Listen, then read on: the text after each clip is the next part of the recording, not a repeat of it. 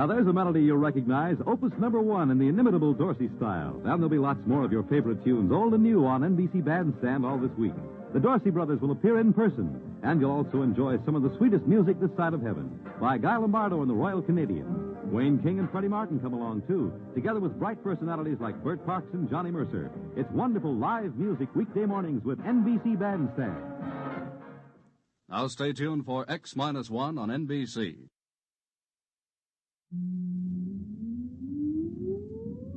Countdown for blast-off. X-5, 4, 3, 2, X-1, fire.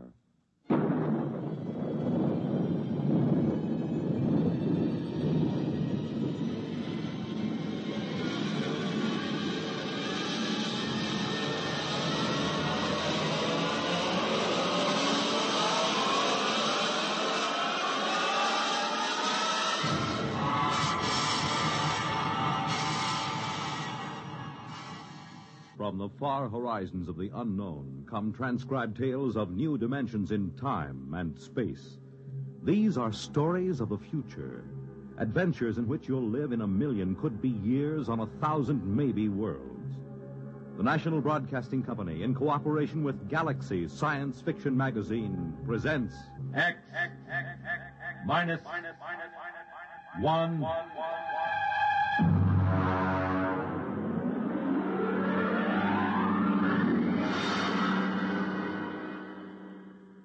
Tonight, The Last Martian by Frederick Brown.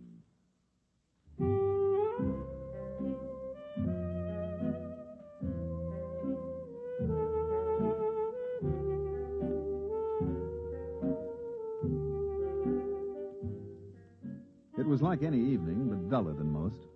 I was back in the city room. I'd just covered a boring banquet, and the food had been so bad that I felt cheated, even though it cost me nothing. Now, just for laughs, and my job, I was writing a long, glowing account of it.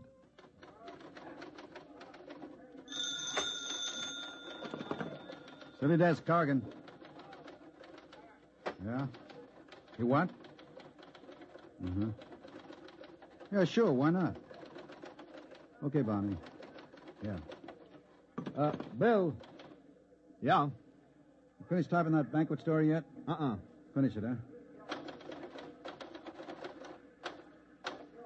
30. Okay. You know Barney Welch, don't you? Barney's Bar? Of course I know him.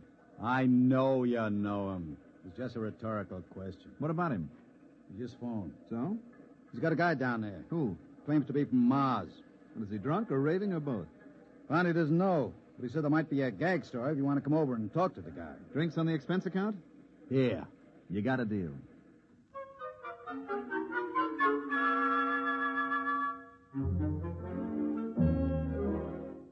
There wasn't a Trib reporter who didn't know Barney well enough to borrow money from him. I made for the bar like a St. Bernard makes for a fallen traveler and ordered a quick one with water on the side. Keep the bottle handy, Barney. Which one is the Martian? You see the tall, dismal-looking guy sitting alone there in the booth? Over there? That's him. What's his story? Well, he says he just got in from Mars 2 hours ago, and he's trying to figure it out. He claims he's the last living Martian. Mm-hmm. Does he know I'm a reporter? But he'd talk to anybody who'll listen to him. What's his name? He says it's Yangan Dao. I'll talk to him. Now, listen, Bill. Yeah. Don't get him violent or anything, huh? I don't want no trouble in my place. Oh, now, don't worry, Barney. Look, dish up 2 beers for us, and I'll take him over with me.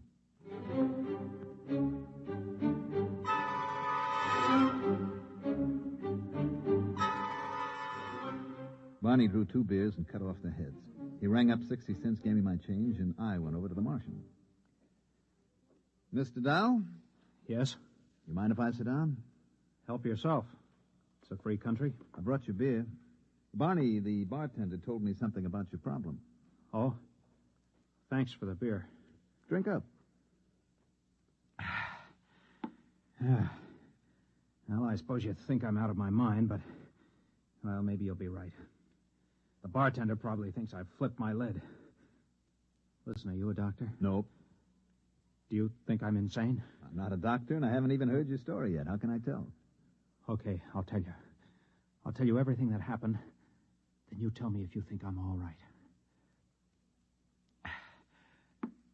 2 hours ago, I was on Mars. 2 hours? How did you get here? I don't know. That's the horrible thing. All I know is that the others were dead. All of them? How do you know? I saw them. I saw their bodies in the street. It was awful. Now, wait a minute. You mean you're the last one? The last Martian? Yes. Well, it's a little hard to believe. Listen, I was there. I was in this room in the city of Scar. I don't know why I was there, but I was. I was locked in. Then I got hungry, and there was nobody to bring me food. So I worked a stone out of the floor and started digging. It took 3 days. When I got out and reached the street, everyone was dead, lying in the open. What did you do? I took a Targan, an energy plane, and flew it to Xandar. Xandar is the biggest city, the capital. Every place, it was the same. Hundreds of thousands of bodies lying in the fields, the streets, as if everyone had died at the exact same instant. At Xandar, in the stadium. I'm listening. In the stadium, there were 100,000 of them. As if they'd come there specially to die together. I landed my ship there. In the stadium? Yes. I see. Well, there, in the stadium, they had built some sort of platform. On it was a column made of copper. Copper is a rare metal on Mars. And there was a push button. Where? In the copper column. Oh. And there was a Martian in a blue robe, a priest, right under the button. It was as though he'd pushed the button and died. And everybody else had died with him. Except you. Yes. All except me. And then? And then I was on a Madison Avenue bus, riding to work, here in New York. Oh, now wait a minute. Listen, I know you don't believe me. I know it sounds as if I was stark raving Now, mad, but take it easy, huh? You know what I think? What? You've had some sort of terrible shock. Well, of course I have. There were 3 million of us, all dead. I don't mean that kind of shock. Of course, it was a dying world anyway. We didn't have more than 2 generations left. It was the krill. What was the krill? The disease. It reduced us to 1/30th of our population in 2 centuries. These 3 million, and they died of the krill? No. The krill kills slowly. These people died like that, with a push of a button. Well, why didn't they escape? We tried to develop space travel, but we couldn't. We couldn't even reach Deimos or Phobos. Where are they? Our moons. Oh, I don't know too much about this stuff. It was horrible. Mm-hmm. Can I ask you a question, Mr. Down? Anything you like. Well, if the Martians didn't develop space travel, how do you think you got here in New York City? I don't know. It's driving me wild. I'm Yangan Dal, a Martian. And I'm here, in the body of an Earthman. The body of an Earthman? Of course. You don't think Martians look exactly like humans, do you? I'm 3 feet tall, weigh what would be 20 pounds here on Earth. I have 4 arms and 6 fingers on each hand. Barney? Yeah? 2 more beers, huh, with whiskey chasers? Right. Go on, Mr. Dahl. I don't mean to interrupt. It frightens me. Oh, I can understand that. Your drinks. You want some help? Thanks, Barney. Drink up, Mr. Dow. Thank you. By the way, who is this Earthman whose body you've got? Its name is Howard Wilcox. Howard Wilcox, huh? I'll just write that down. Address? It's in the wallet. 45 Amber Court. Mm-hmm. This Howard Wilcox whose body you're in, does he have a family? It is married to a female of this species, yes. Well, have you been home? No. Then how do you know? I have all of its memories. I can do everything it could do. I know everything it knows. Oh, I see. I even have its tastes. Beer, for instance. Yes. Mm-hmm. You have a job? At the Humber Lamp Company, 34th Street. Well, maybe you ought to call your wife. No, It frightens me. Why? This body, it loves its wife. Let me buy us a round. There's money in these pockets. Okay. It's very good of you to listen to my story. Barkeep, another round, please. Tell me, Mr. Dow, did you ever suspect before that you were a Martian? Suspect? I am a Martian. Don't you understand? Well, how did you get in here? I told you this body was on its way to work on a Madison Avenue bus, and then I was inside it. It was thirsty, so it stopped for a drink. And I thought maybe the bartender could give me some advice. So I started talking. Don't you believe me? Listen, Howard, you should be due home for dinner by now. Now, you're making your wife worry. Why not phone her? I'm afraid. What's there to worry about? Whether you're young and Dahl or Howard Wilcox, there's a woman sitting home worrying. I suppose you're right. Of course I'm right. You're very understanding. Oh, not at all. You wouldn't want to come with me, would you? Hmm? I'm sort of afraid. Well, it would look funny. I could tell her you're an old school friend. We could have dinner. And then maybe I could get to know her. You really want me to come? Would you? Let me make a phone call first, okay? Fine.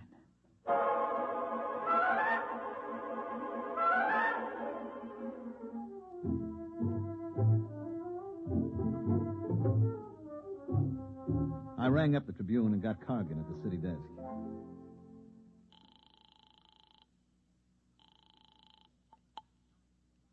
City desk, Cargan. Hi, Bill Everett. Did you find him? Uh-huh. Well, There's something strange about this guy. you think he's insane? I don't know. What do you mean you don't know? Is he or isn't he? Well, he's got the whole story so perfectly organized, he might even convince somebody it's true. He remembers every detail. What do you figure you're going to do?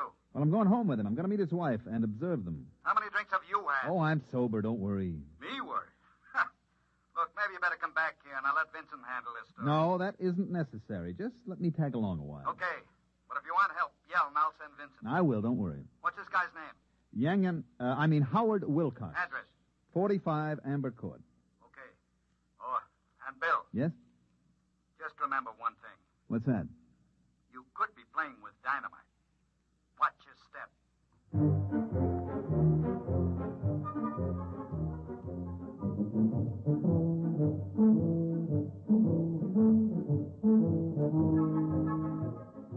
Number 45 Amber Court was an apartment down in the village. We were met at the door by a pretty woman in dungarees with her black hair and a ponytail with a red ribbon. Let me handle it, okay? I wish you would. Howard, I was so worried.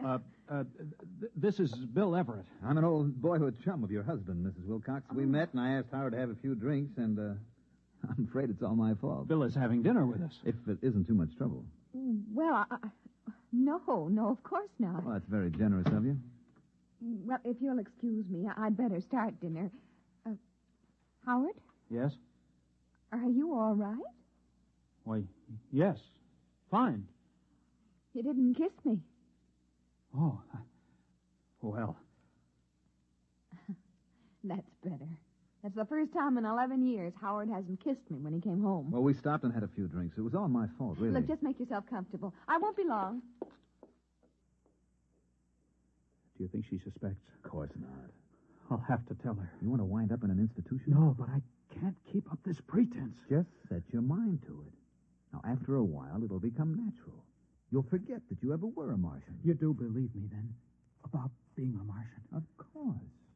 Oh, that's good to know. Now, look, whatever you do, don't tell your wife. It would ruin her life. I'll try not to tell her. Try very hard. Now, don't tell anybody. You and the bartender know, of Oh, course. we'll keep it quiet. Don't worry. Good. Do you think you can carry it off? I'll try. Good boy. Now, tell you what. If you get into any kind of trouble, if you just have to talk to somebody about it, give me a call. Here, at this number. Now, if I'm not in, you leave a message with my boss. His name is Cargan. Cargan. You promise? I promise. Fine. You're very kind. This body... I've never met anybody so kind here on Earth. Forget it. Well, what have you two been discussing so secretly? Just business. Oh, I'm sorry about being late, dear. Well, you might have phoned. After all, you were only a few blocks from the house. It isn't as if you were on Mars or someplace.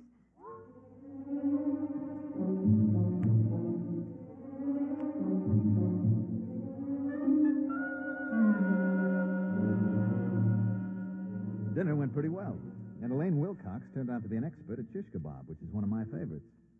After dinner, I still had a couple of hours to put in at the paper, so I went back. Cargan came over to me right away. Well? Well? Is he or isn't he? He's a Martian, all right. No question about that. You're very funny. I have my moments. Would you mind telling me exactly where you've been for 3 hours? And what you've been doing? I talked to Yangan Dao. That's his Martian name. Then we had dinner at his home. Very nice. Shish kebab. What about the story? Oh, yeah, the story. Well, it seems that he was locked in a room in the city of Scar. And he got out and saw all the dead bodies of the entire Martian population. Then he flew to the Capitol and saw a button that a priest had pressed, and the next thing he knew, he was inside an Earthman named Howard Wilcox riding a Madison Avenue bus. Want me to write it up? Is that all you've got to tell me? That's all. Listen, this guy's going to be perfectly all right as soon as he gets used to the idea that he's Howard Wilcox. He is, I suppose you're a qualified psychiatrist? Well, I'm qualified to judge this. I'd better send Vincent over there. There's no need for that. I have a distinct feeling you've let your emotions get into the act. Well, what's wrong with emotions? They don't belong in this business. Look, Cargan, this is a decent enough guy. He's a little bewildered, maybe. Now, why not let him live out his life in peace? He may be dangerous. Don't you trust my judgment? We can't afford to pass up anything important. Oh, you're exaggerating. Maybe. Vincent. Yes, Mr. Cargan. I want you to do a follow-up on a story that Bill here started. A man named Howard Wilcox who thinks he's a Martian. Oh? Bill has the address. Now, if anything happens to this guy, there are liable to be questions and accusations. Vincent can handle that end of it. You want the full treatment on this story, Mr. Cargan? If you think the man is a menace, give him the full treatment. Okay, Mr. Cargan.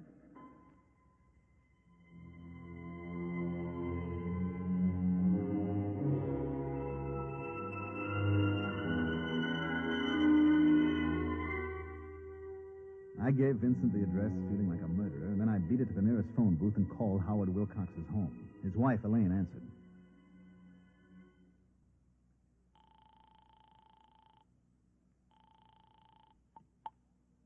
Yes? Well, Mrs. Wilcox, this is Bill Everett again. Oh, did you forget something? No, I have something to tell you, and it may sound a little weird, but bear with me. Oh, what is it? A man from my newspaper is coming over. His name is Vincent. Now, he's a big, ugly man with a scar on his lip. He's coming over here? He's on his way now. Well, what for? Well, that's the part you aren't going to believe, Mrs. Wilcox. Well, try me and see. He's going to murder your husband. I'm afraid I didn't hear you. I said he's coming over to murder your husband.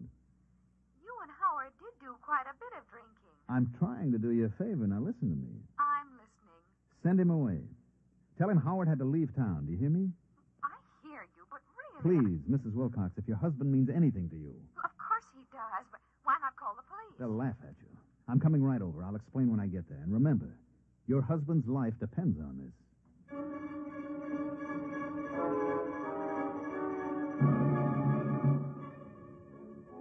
I didn't know whether I'd convinced her or not. It all sounded so terribly melodramatic. Anyway, I hopped into a cab and told him to use a heavy foot on the gas pedal, and about 15 minutes later, I arrived at 45 Amber Court. Oh, it's you. Was Vincent here? There was a man here from the Tribune, yes. Did you do as I told you?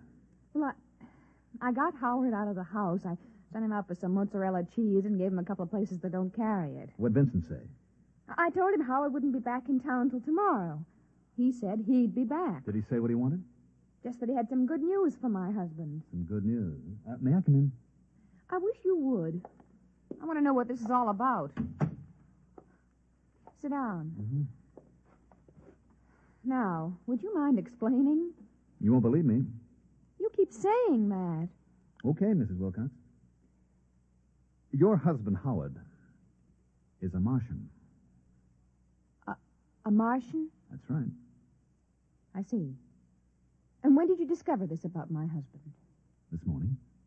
Would you mind telling me just when he arrived? From Mars, that is. This morning.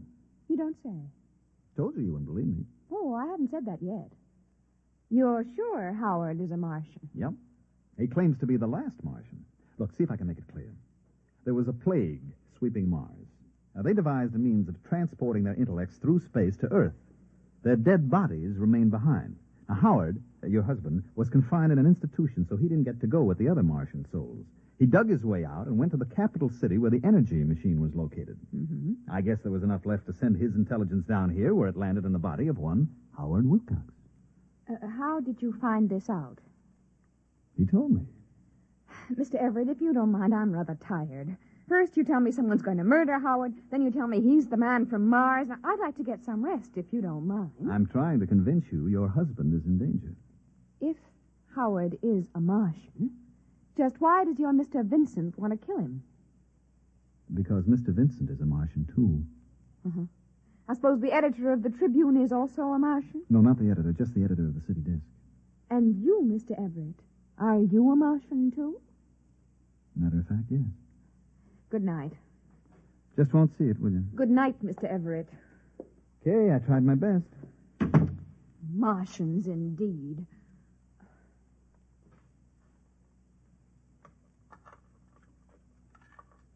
Oh, Howard, thank heavens. I couldn't get the mozzarella. It doesn't matter. Tell me, Howard, are you a Martian? What? Why, yes. How did you know? Oh, woman's intuition. It's terribly late, dear. Let's turn in. No, not yet. I want to know how you knew I was a Martian. Howard, please, I've had just about enough of this nonsense today. It isn't nonsense to me. Only this morning I was Yang Gandal, a Martian. Now I'm in the body of your husband. Is this a joke you and your friend Mr. Everett invented to torture me? Because if it is... It isn't a joke. It's the truth. Howard, I just can't stand much more of this. I'm beginning to wonder if it's me. Who could that be at this hour? I'll answer it. Yes? You are Mr. Howard Wilcox? Yes? My name's Vincent. I'm a reporter from the Trib. Yes? May I come in? Yes. Who is... Oh, Mr. Vincent. I see your husband has unexpectedly returned from out of town, Mrs. Wilcox. Now, look here. Would you mind telling me why you lied to me? Yes, I would. Does it have anything to do with the fact that you know your husband's secret? What secret? That he is young and dull. A Martian. I don't know what you're talking about. I think you do. Why is there such concern? I am Yang Gandal. I am a Martian. The last Martian, as far as I know. That is where you're wrong, Mr. Wilcox. Wrong? You see, there are many of us. Many? Like me? Hundreds of thousands. We were teleported to Earth during the Great Migration and found ourselves, like you, inside human beings. But then I'm not alone. You do understand my position. Perfectly. I can establish contact. We can remember our old home. Unfortunately, no. I don't understand. Sadly enough, young and dull, you were considered mentally ill on Mars. Ill enough so that you were institutionalized. But here on Earth, a person like you represents a distinct threat to us. How do I threaten you? You're unstable. You may give us away. That would spoil it. Spoil what? Our plan. Plan? You have not heard of the plan? I heard of no plan. I was in an institution.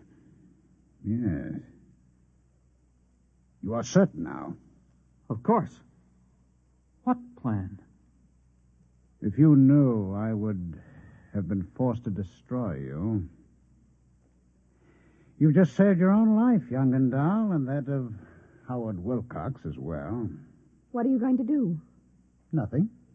Nothing at all. Aren't you afraid that I'll do something? Such as? Tell people my husband is a Martian. Really, Mrs. Wilcox, you know better. you'd be laughed at or sent to the nearest psychiatric clinic. No, we aren't at all concerned with the fact that people will betray our presence here on Earth. I'm sure you can appreciate the reaction if you were to phone the police and tell them that the Trib reporters are all Martians. Well, not all. Just the city editor and yourself and Mr. Everett. How did you know that? Perhaps I'm one myself, Mr. Vincent. It isn't possible. Why not? Are you... Tell me where you were born. What city? I was born in Undunell near the dead canal of Krilla. Your name? Zanat Cree. You are party to the plan? The plan to take over the Earth? Of course. Your husband, Young and Dahl. Why did you not inform him? For the same reason you did not. He is unstable. But there is no need to worry. I will care for him. Amazing. Now, would you mind leaving us alone? We have many things to discuss. Of course. Amazing. Positively amazing.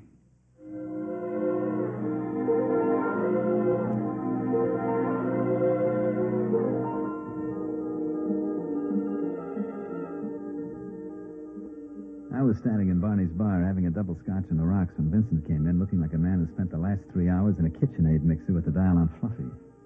He came over and ordered without so much as look at me. Here it is, Mr. Vincent. Thanks. You okay? Sure.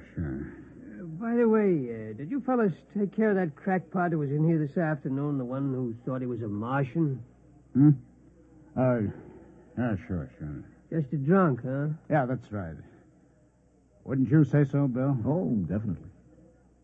Well, here's to you, Barney. Sometimes you can't tell the Martians from the Earthmen. You know? It's getting to be that way, Mr. Vincent. Right, Bill? That's right, Barney. Integration. That's what it is.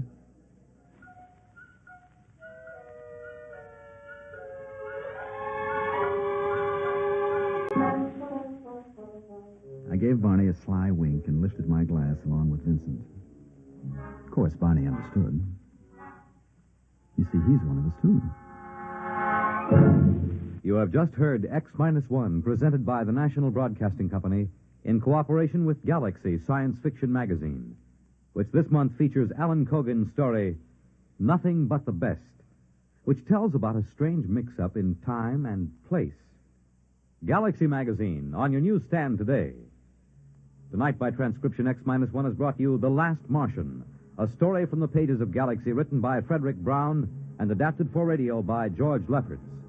Featured in the cast were Mandel Kramer, Elliot Reed, Santos Ortega, Ralph Bell, John McGovern, and Patricia Wheel. Your announcer, Fred Collins. X-1 was directed by Daniel Sutter and is an NBC Radio Network production.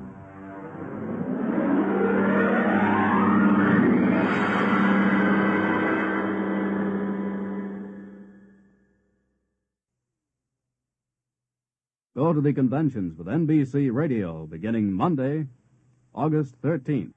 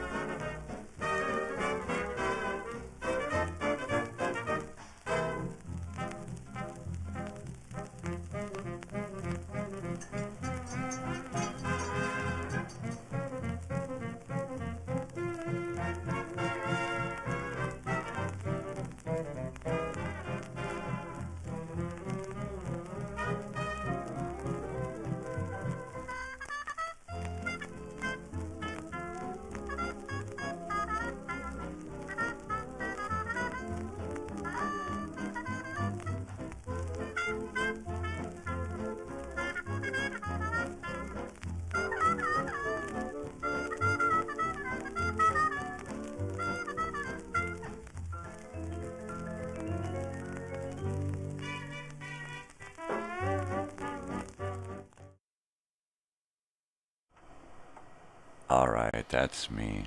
I swear it's me. It's nobody else. Alright, good morning everyone. How are you? I rolled my credits on time, but I didn't fade in from black. So there you go. There you have that. Happy Monday, everyone. This is me, crazy old weird bearded guy, sitting here wondering, why do I do this every day? Somebody tell me. So I don't go out into the world and scream at people for no reason. Well, I can't say it's for no reason. Okay.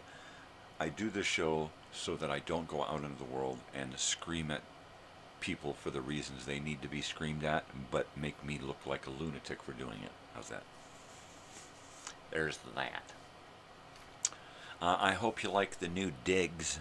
I worked very, very hard over the weekend to clean this place up and organize it and move things around. I even went ahead and put the first look at the Nighttime Nonsense and Nostalgia old-time radio show. So, there you go. I've added a few things to my marquee. The back of my laptop there has now become my marquee. So, there's that. And I can just kind of put things on there that I want to say, huh? And right now, that's what I want to say. I want to say good morning and who you to you. Totally. And yeah, there we go. Okay.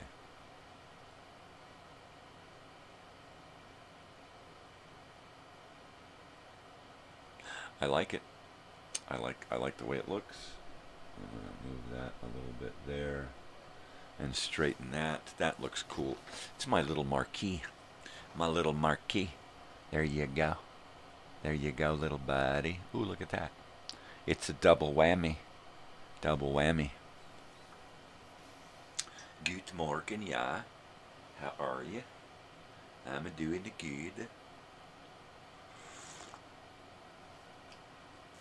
Hey, Margie's talking funny again. Leave him alone, Harry. He just woke up. Ah, jeez. What a love of Pete. Am I here? Am I live? Can anyone hear me? Hello? Hello? Hello? Hello? Hello? Hello? Yeah. Yeah. I'm gonna play a reunion video that I made sometime this morning. I'm gonna play it because it's cool. Because it's cool. Like for sure. Oh my god, no way.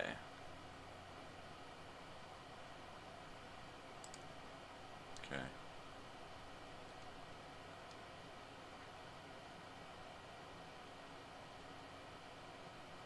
Turtley dude. Turtley dude. Turtley. Alright. Getting excited. Getting excited. Getting excited. What the hell was Elsie made of? I see little floaties, right? And a little frame down below.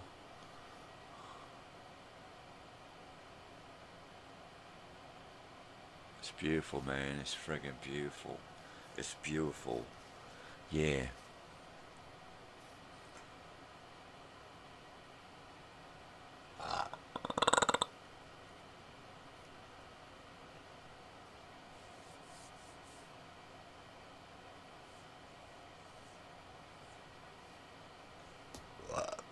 Wow.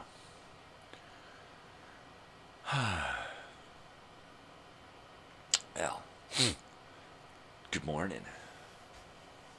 Good morning. Good morning, good morning, good morning. Good morning. Good morning, good morning. Good morning, good morning to you. Boopy doopy doo.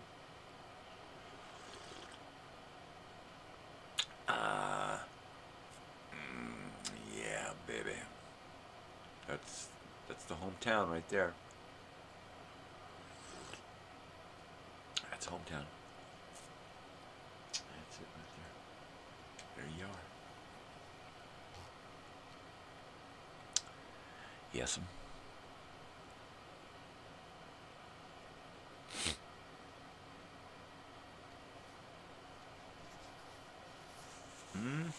So anyway, like, you know, I was just like sitting here like forever. Am I gone? Am I gone? Let me see. What's this? Oh man. Oh man. Irkston Amyrna Herkston. Irkston Amyrna Hurston. Irkston Amyrna Hurston. Irkston Amyrna Hurston. Irkston Amyrna Hurston. I don't know what the fuck he's saying either. That fucking kook. Alright, let me go here. Let me go there. That ain't it. Herksmyrna Swern. Herkstamyrna. Herkstamyrna. Herkstamyrna.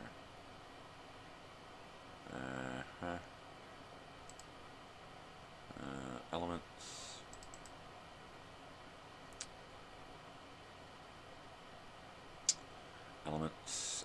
Elements. Looking at elements. Elements. Going to have some elements.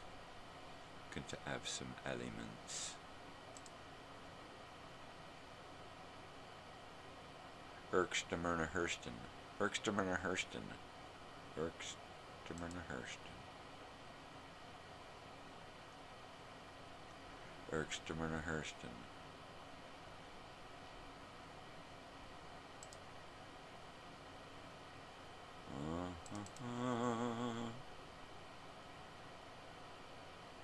Ooh. There we go. Irkstamyrna Hurston.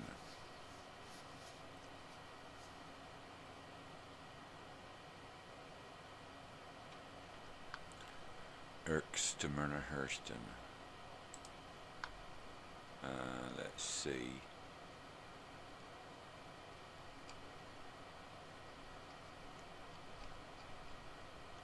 Let's move these to as copy. We're going to copy.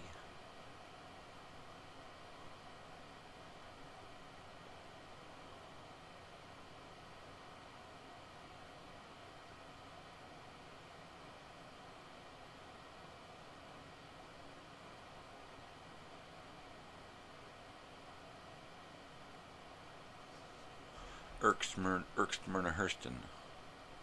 Irkstamyrna Hurston. What the hell is he talking about? Jeez.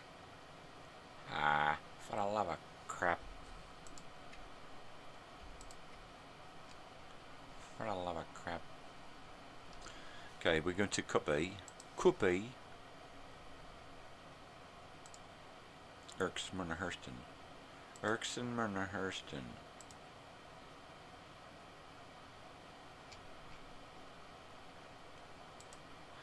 Yeah. Anybody there? No? Don't worry about it then. What are you gonna fucking do, huh? You fucking fugs. Fug. What is a fug? It's like a bug in a rug giving you a hug. Oh, I'm not buying that either. Irkstamyrna Hurston. Irkstamyrna Hurston. Reunion. Irkstamyrna Hurston.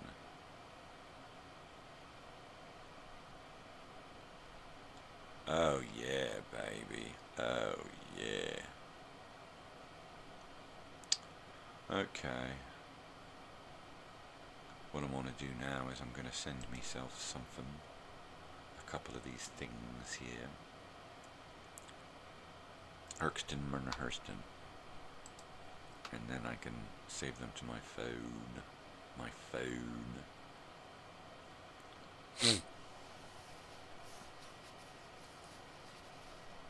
Hello? Hello? Hello? Hello? No, really. Who ya? To ya?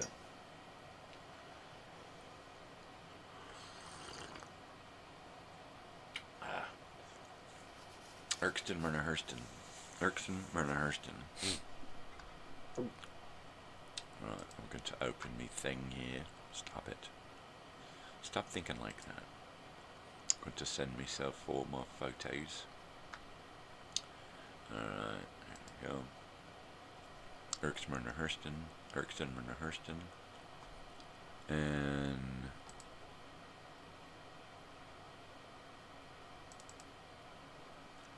let's see. I've already got Elsie. I want to make sure. Ooh, I gotta get that one.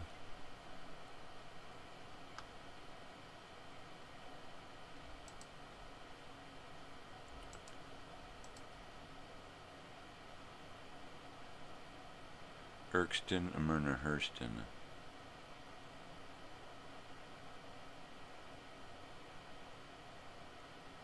Okay, I think that was it. 1, 2, 3, 3. 3. 1, 2, 3. Alright, that was it. We're gonna send those to me. And then they're going to be with me.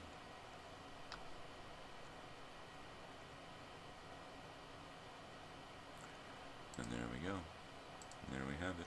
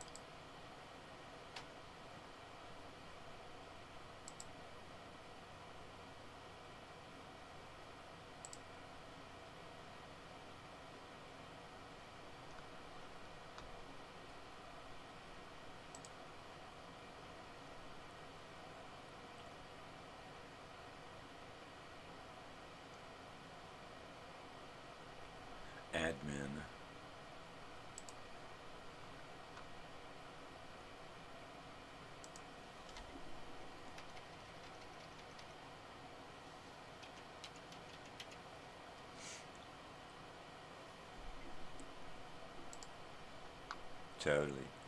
Oh, were you all here during all of this? You're just sitting there watching me go and talking to myself? That's what I do here. I was just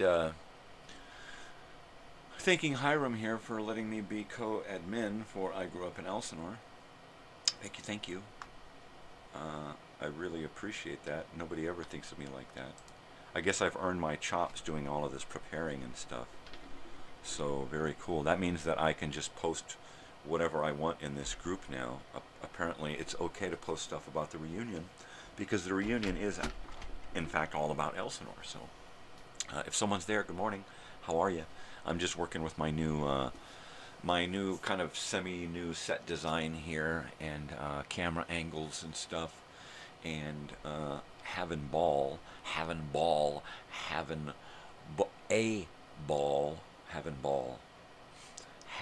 I would like to have ball. Can I please have ball, please? Please to be having ball.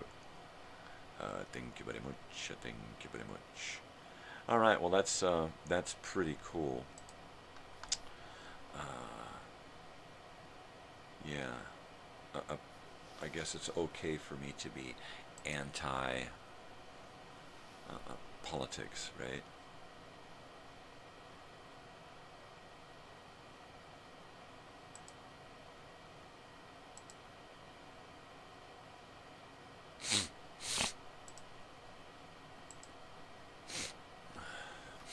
Yeah. I'm going to have to blow my nose a little bit, okay? So I'm going to go ahead and turn it down.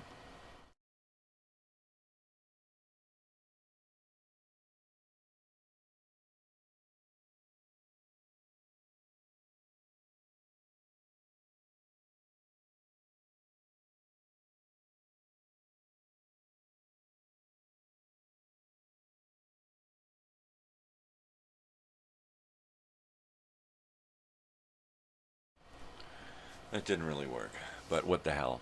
It was worth a shot. KMT rocks. Hello. I don't know what y'all are thinking about out there, but I'm just thinking about old shit, I guess. And that's what I think about. I think about old stuff. I'm an old stuff kind of guy. Probably gonna have to try to blow my nose again. It's gonna be quite annoying. I'll be right back.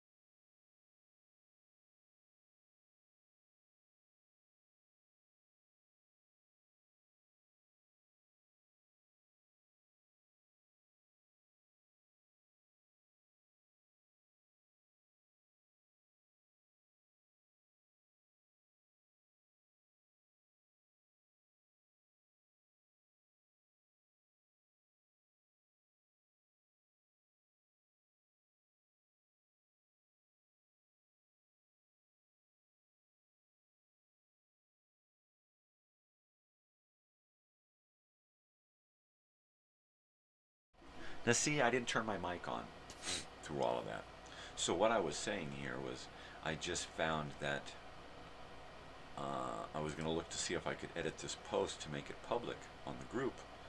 And I see a little thing here that says I can add Michael as a group expert. I could add myself as an expert, but as I just said while you weren't listening, was I don't consider myself exactly an expert on anything, especially Elsinore. I am an expert on smoking pot, and then I decided to say, you know what? I'm going to tell you an interesting story. As soon as I heat this coffee up, I'll be right back.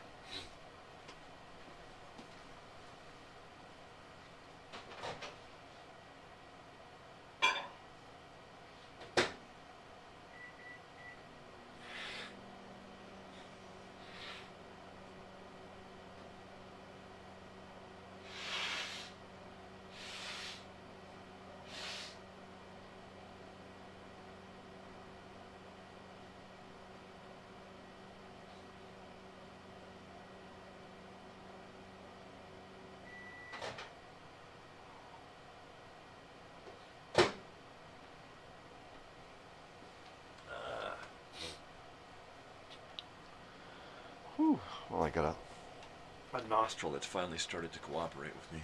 I can breathe now.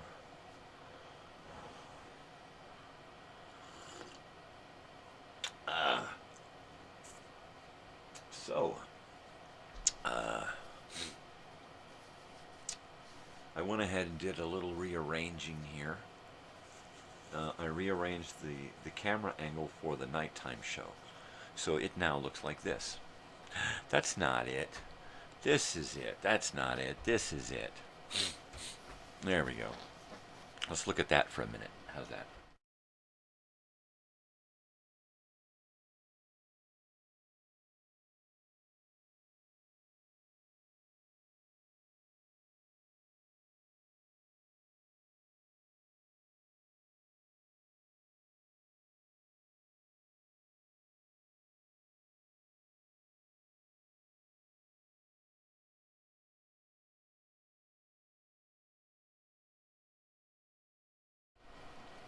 There you go.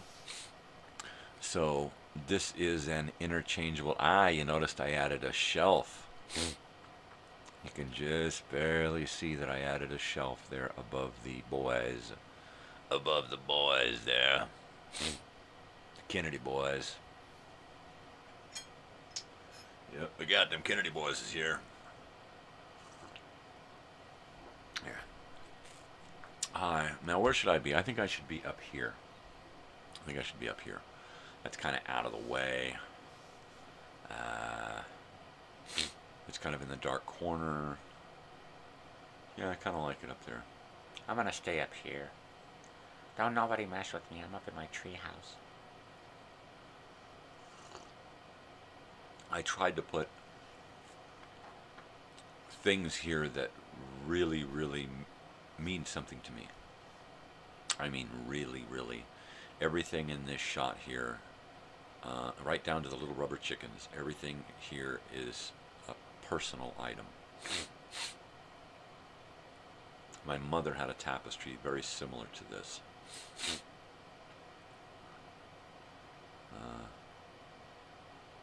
I was an 80s kid. Just say no, you know, Reagan government cheese. There's that nose again. There's that nose. Can't get it to cooperate. You're going in again.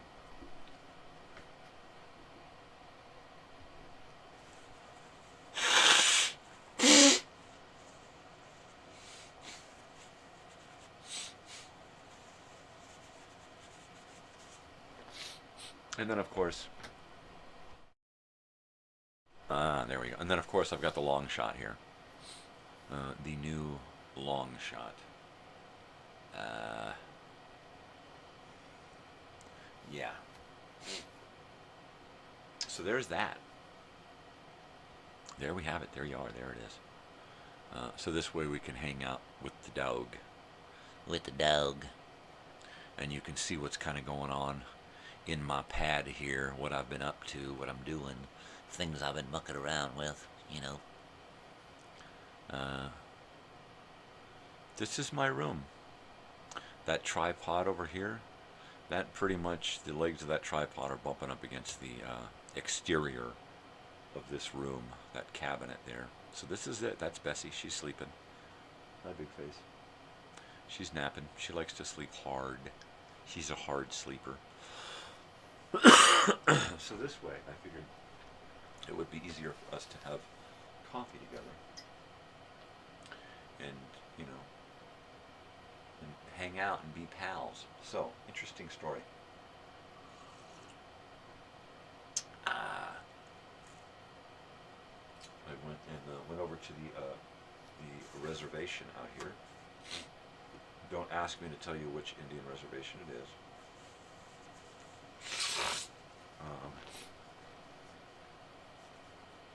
I am unfamiliar with the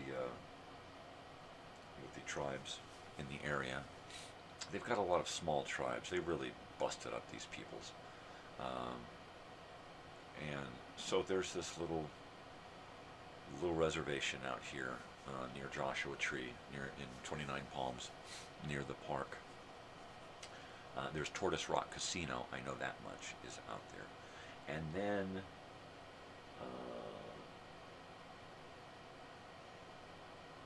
Oh, then there's this new Indian reservation operated marijuana shop right up my alley. And it's less of a drive to go here to 29 Palms than it is to go all the way down to Desert Hot Springs, and it takes less time to get it because I don't have to wait for have it delivered, right? And the price is comparable, but the most important thing is that I can hands-on. I can look at the stuff, smell the stuff, and appreciate the stuff a little bit before I actually leave with it, which is pretty important. To a connoisseur, you know, it's nice to be able to know what you're getting, right? I mean, back in the day, you know, we'd go over to our dealer's house and get a little Satchmo, and sometimes, you know, if it was new stuff, we'd have to burn a little. We'd have to burn a little. See what it's like, see what it tastes, see what it tastes like, you know. So yeah. A little bit of Satchmo. So I go over there. What was it, the day before?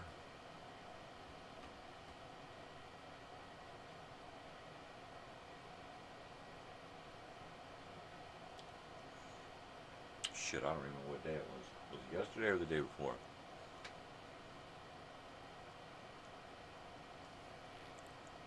The day before. So, like, you know.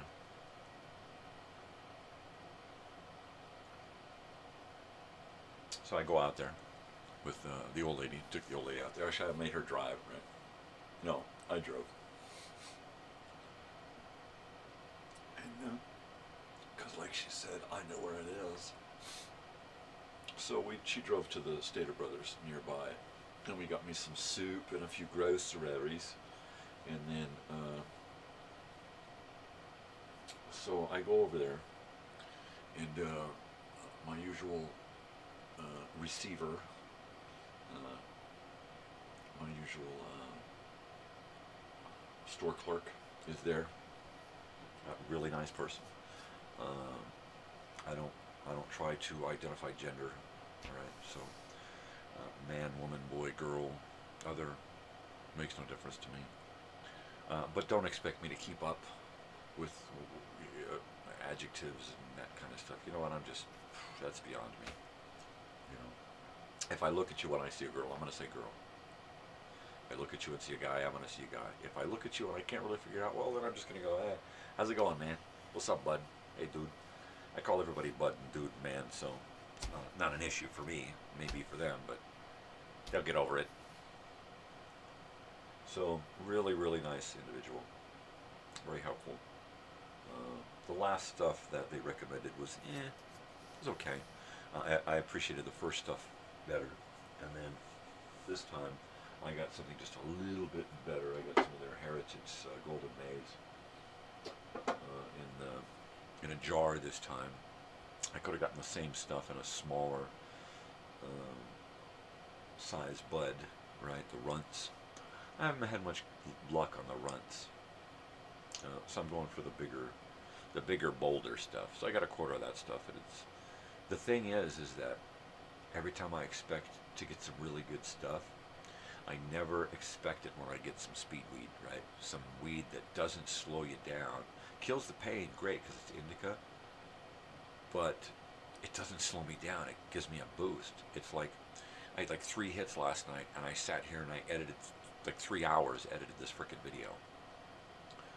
And I did it all, and then I was like, oh my God, I gotta take a break, and then I stopped, and finally took a couple of hits, and I was like, wow, I gotta get going again. And I just kept moving and moving and moving, coming up with shit to post. So today, I've got to start posting next week's shows. I think I've got 5 more X-1s created for the end of the month. So I need to get those, and then every day during the week I'm just going to post another 5 videos. I think at the Friday or Wednesday I've got to post 7 videos, right? So there's going to be a total of 22 videos and then 10 live videos per week. So I got 32 things popping up on my channel in a week. That's a lot of crap. My gosh.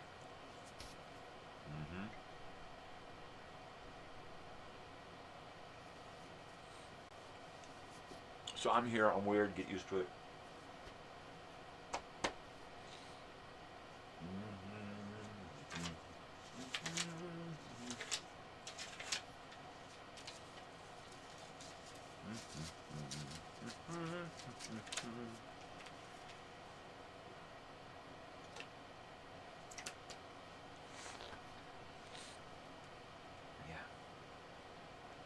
She's going to wake up in a second and want some of my cereal bar. As soon as I get towards the end, she's going to be wise, and she's going to be like, okay, where's my piece?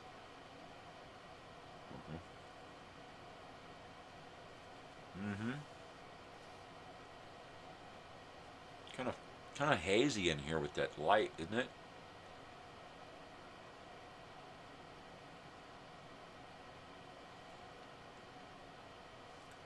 Got some great lighting going on in here. Loving it.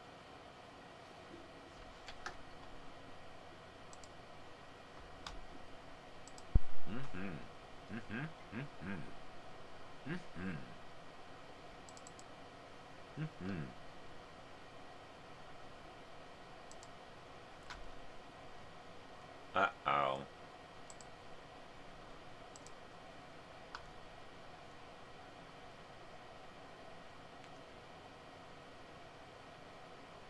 Uh-oh.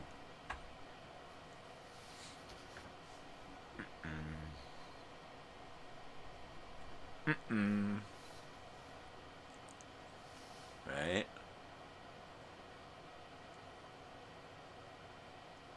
Totally.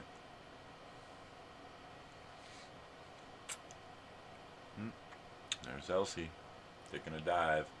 Dive, dive, dive. Elsie, no. Oh my gosh, no way. Oh my god. OMGOT. Ha.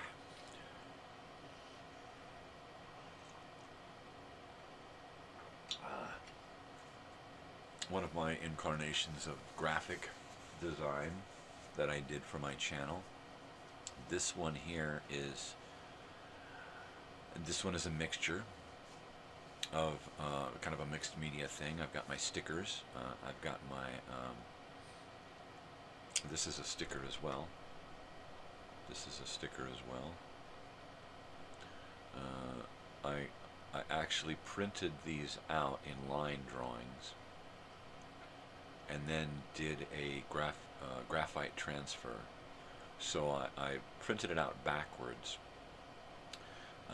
I traced all of the lines with graphite pencil, and then I flipped it over so I was looking at the back side, which was actually on the front side, and then I traced it again on the other side, which then pushed that graphite down onto here, and then I traced it out so I could see it, and then there we go.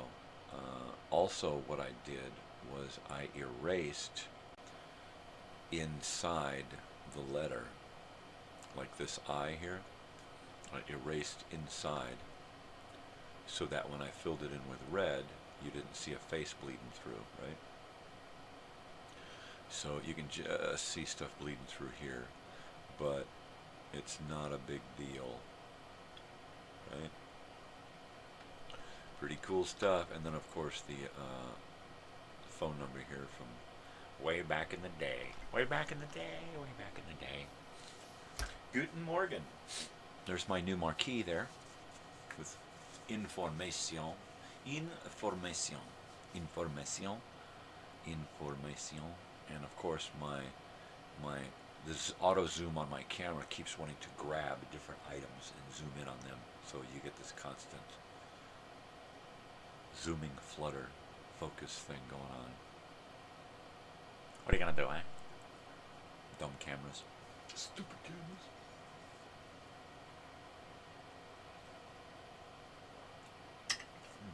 I'm gonna have to warm that up again. Again, I gotta warm it up again. Can everybody hear me okay? I feel like I'm not being heard. The story of my life, right?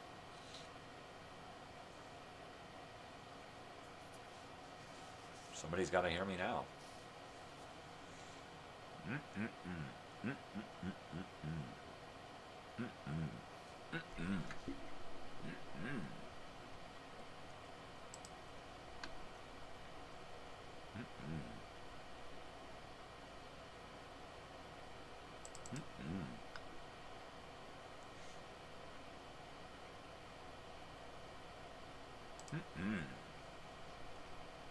Well, I'm thinking about turning this into a t-shirt somehow. Not that. That. So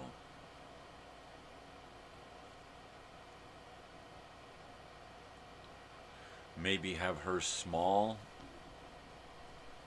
on a pocket size thing here that says "Where's the beef?" and then on the back it'll say "No beefs at the Elsinore Brothers and Sisters Reunion Festival Weekend, August 2025." Right? It seems like it might be a neat shirt, right? That's a hell of a big bun. Yeah, totally. Anyways, what are you gonna do, eh? Orale. Oh, delay. Odile.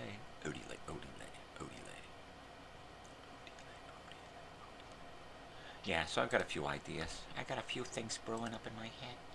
Oh, yeah. Oh, yeah. Oh, that's nice, yeah. What's brewing up in my head is the need for more coffee and weed.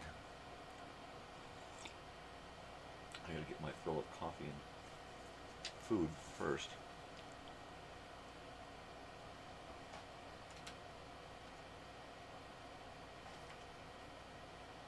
Big face, boy, you was out. I stroked your nose and you didn't even wake up.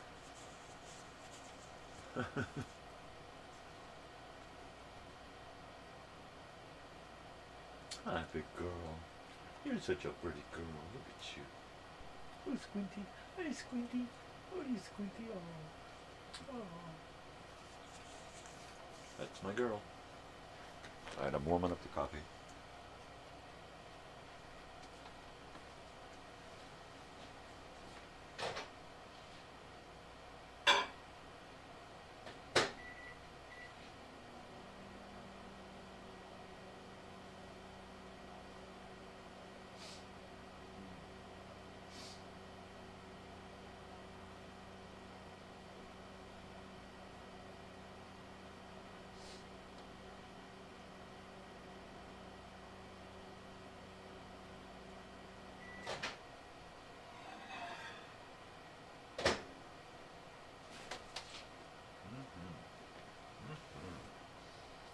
Well, I'm done with my Suto breakfast here. It ain't really breakfast. It just pretends to be breakfast so I can drink coffee and smoke weed. So, how are you? How's it going? How you doing? Can you hear me okay? Yeah. All right.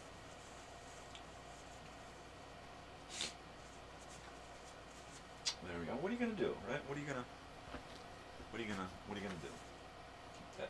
Keep that napkin for later. Oh yeah. Well, technically the show looks like it's doing okay. I don't see any dropped frames or anything, but I don't know if it's rebooted recently. Sometimes my live program here decides to cut me off and reboot me. And it's cool. I can dig it. I can take it. Alright, it's time to get into some of this pain relief, and I will indulge myself a little. Ah, yeah, let's go for something small. Something small. Make it last the morning here. Ah, yeah. So, you know, a little more pricey, but man, it's so worth it for the stimulation that it gives me, right? I mean, because it is quite stimulating weed. It really is. Why do you call it weed? Isn't it a plant? It's actually a flower, yes. It is a kind of a weed-like flower. It'll grow just about anywhere. Or at least the old stuff did. This new stuff, man, it's very finicky. Sometimes you just can't get it to grow with the shit. I've grown a few house plants for my own personal consumption, and every single one, save one, all right, out of a half dozen, every single plant or every single group of plants that I've grown, out of like 6 different batches, I've gotten one plant that actually was kind of decent weed. Everything else was smelled good, looked good. You'd taste it and it was crap, you know, and then it didn't get you high. It was kind of bogus, right? It looked really good, smelled really good, but man, you try to smoke that shit and it was just, it was harsh, gave me a headache, gave me a sore throat. It's like, what the fuck is this shit? And at like several different times, I grew really, really nice plants that turned out to just be really good looking house plants. So now if I'm going to grow a plant, I'm just going to try to keep it nice and bushy and green and beautiful looking, so that maybe I can, you know, decorate it for Christmas or something, because I do not have a green thumb.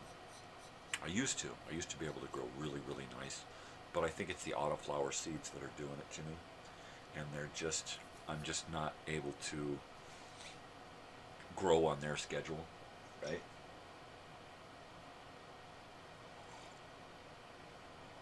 Now, I have a phone here in case someone here wants to call.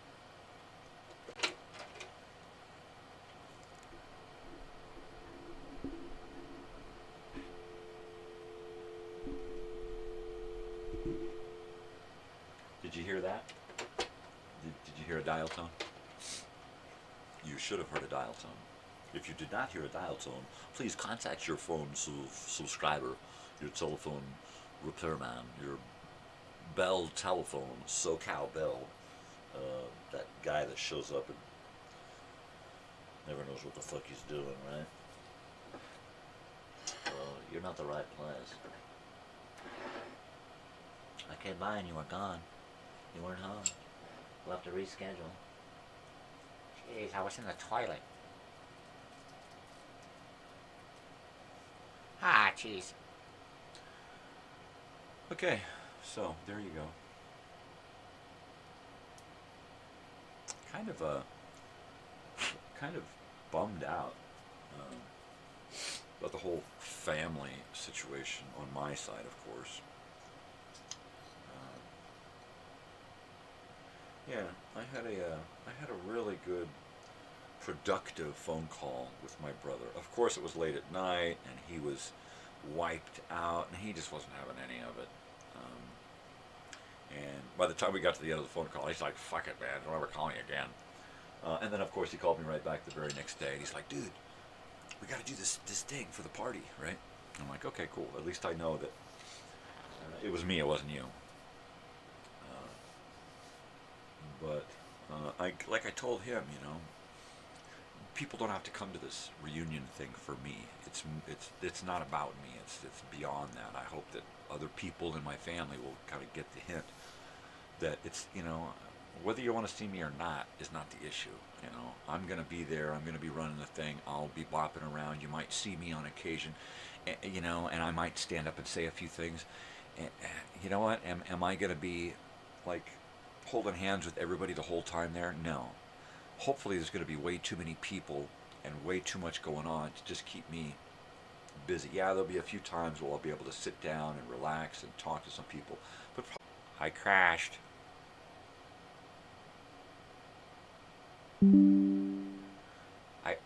crash. I crashed. I'm back, but I crashed. Hey, totally.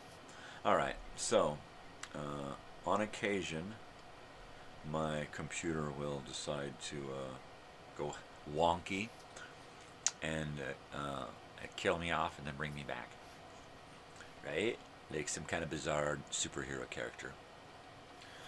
So anyway, like I was saying, I'm hoping that I get enough people. You know what? If we get up over 200 attendees and everybody pulls an hour as a couple doing something, you know, what's your hour? You're going to volunteer in the kitchen for an hour? Go for it. You know, you're going to volunteer to help, you know, do this or run the gate or, you know, patrol for trash or whatever. You know, I'm sure we'll have a million jobs to do. You know, but it has to be a community. Has to be a community event. Therefore, everybody has to get involved. Everybody has to get their hands dirty. Everybody's got to cook. Not with dirty hands.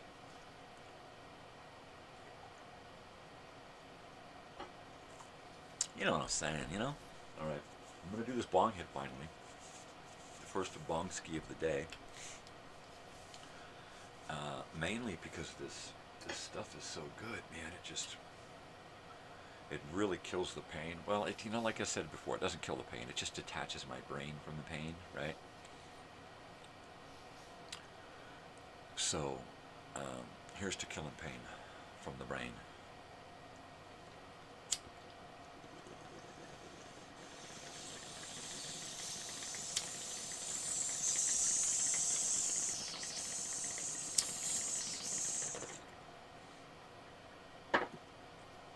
So, this here. Oh, right, this one.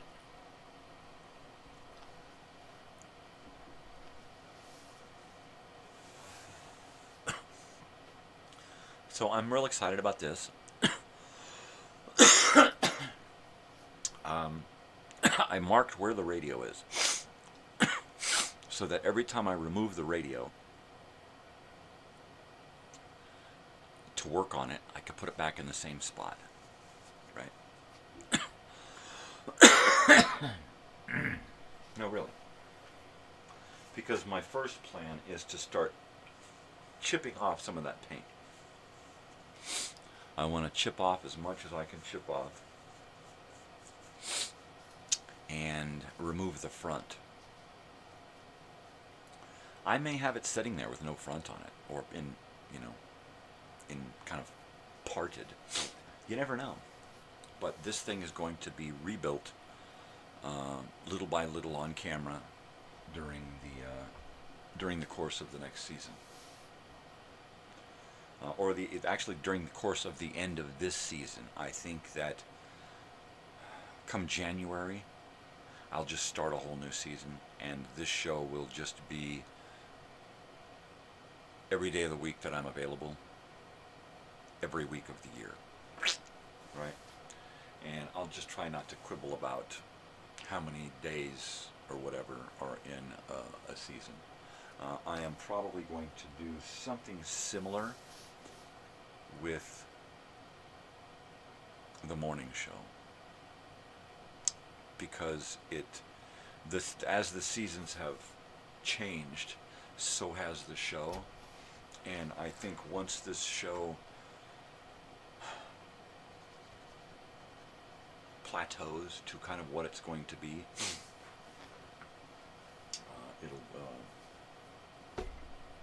it'll be easier just to let it go annually, right?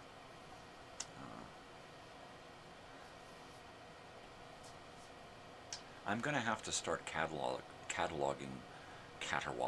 I'm going to have to start cataloging this stuff on 2 external hard drives.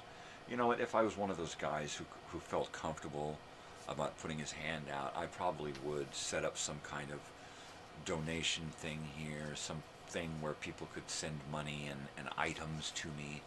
I'd prefer actually items. If you're going to send stuff to me, send an old hard drive you don't need that's, you know, you bought 2 or something. Somebody gave you one. It doesn't work with your computer because you got an Apple or whatever. You know, yeah, hook me up in the comments. You know, extra, any kind of extra stuff. I would ask for money, but it just seems so common now. Everybody just puts their hand out. I mean, just random people expect you to tip them for nothing, right? It's like you didn't do anything, and you're got your hand out for a tip. It's like you want me to scan your QR code and tip you. You want me to go to your PayPal. You want to Venmo you or Scoochie Gucci you some money, and I don't want to do that. You know, you didn't do anything. Everybody expects a tip. Even people who before you never thought about tipping those people, right? It's just like, no, you get an hourly wage. You're not like a cocktail waitress who makes like very, very little or none at all. You know, no, I don't get it. I don't get it. But I can't, you know, give me money, I'm human. You know, I'm breathing, give me money. That would be nice. That would be nice if I felt comfortable doing that. I'd probably be able to make more progress doing a lot of stuff. But that being said, I do need to get a hold of another external hard drive or 2. The bigger the better, because I really need to just pack it in. I need one alone just for live stuff, right? And one alone just for, I mean, a huge one, mega terabytes, right? I just need a giant one for videos that I've created. And then I'm going to have one that's just original content, right? I'm going to warm this up, get it nice and hot,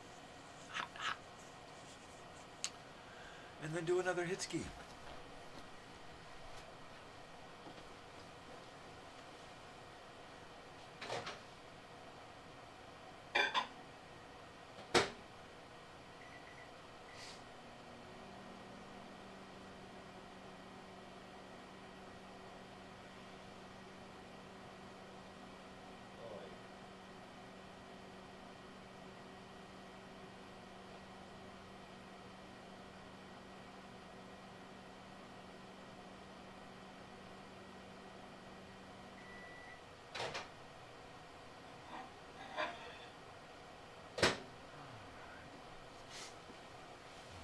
Well, the weather's been kind of cool lately. It's kind of weird. Usually it's like 120 degrees, and it's only been like 100. Ain't that swell? No, sometimes it's been like in the 80s or 90s, which is weird. I don't go out much, so it could be wrong. I could be wrong. It could be different. It could be just the surface of the sun out there, for all I know. But our yard is nice. Got a big umbrella tree, just giant tree that covers most of our yard and the shed and half the house. Or my daughter's room anyway. So it's pretty cool. I think what I want to do now is go out and lay some chalk lines on the cinder block concrete foundation underneath the storage shed, the laundry room, and chalk line it all the way around so that I can match it up with 2x4s and keep everything level along the shed side, and then give it a slight slope down toward the fence, away from the storage shed and away from the house, and level everything out and pack it down within, you know, a reasonable amount of distance from the top of the 2x4s, so that I can start stacking those paving stones in there. I think we're gonna, for my money, I think like a terracotta tile type thing, something big, you know, something real big, you know, 6x12, 4x10, something 5x10, 4x8, something that's got some decent stackable measurements to it, something that's big, so we're not just constantly whittling in a bunch of little tiny pieces, something that's big so that when we're doing the edges, we can trim off some pretty big chunks to hit those angles along the sides, because the only thing square is around the storage unit. That's square. The yard is askew from that. The stairs are askew from that. The other fence is askew from everything else. Everything is kind of off because it's not a square piece of property. It's an end lot in the mobile home park. So it's kind of a weird amoeba type shape, right? So, hi, did I wake you, big fuzzy face? So, doing the sides, some parts of the side I'm just going to square up with wood and make a small triangular trough, so to speak, to fill in with dirt and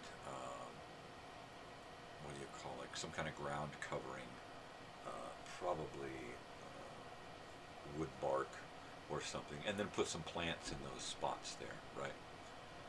Something that we can cover up the first foot of the plant so that the dogs can't squirt on it, because we got little dogs, the 2 boy dogs, those are the squirters. So just the bottom part of the plant needs to be taken care of, and then also the bark will help keep the pee-pee away from the soil, at least help it. So that's cool. I'll have little maps. I was thinking like morning glories or something, you know, along the inside of the fence, because they'll stay bloomed for most of the day. I don't want them to see the sun, because as soon as the sun comes up, they're going to open and they're going to die. So I would prefer that they wake up inside the yard under the tree. And then maybe some other bushes. It's probably water-wise stuff for the area, because it's wise. It's wise, you know. And that droopy face over there. She is really going to town. Oh, look at that. There we go. Ah, there she is. Yeah, she's a nice dog. Good dog, Rita. You're a good dog, Rita. Good dog, Rita. Definitely good dog, Rita. Yeah, now that's a good shot right there. This is what I'm talking about. And the neat part is I can get up and walk into the back here, and I'm still on camera.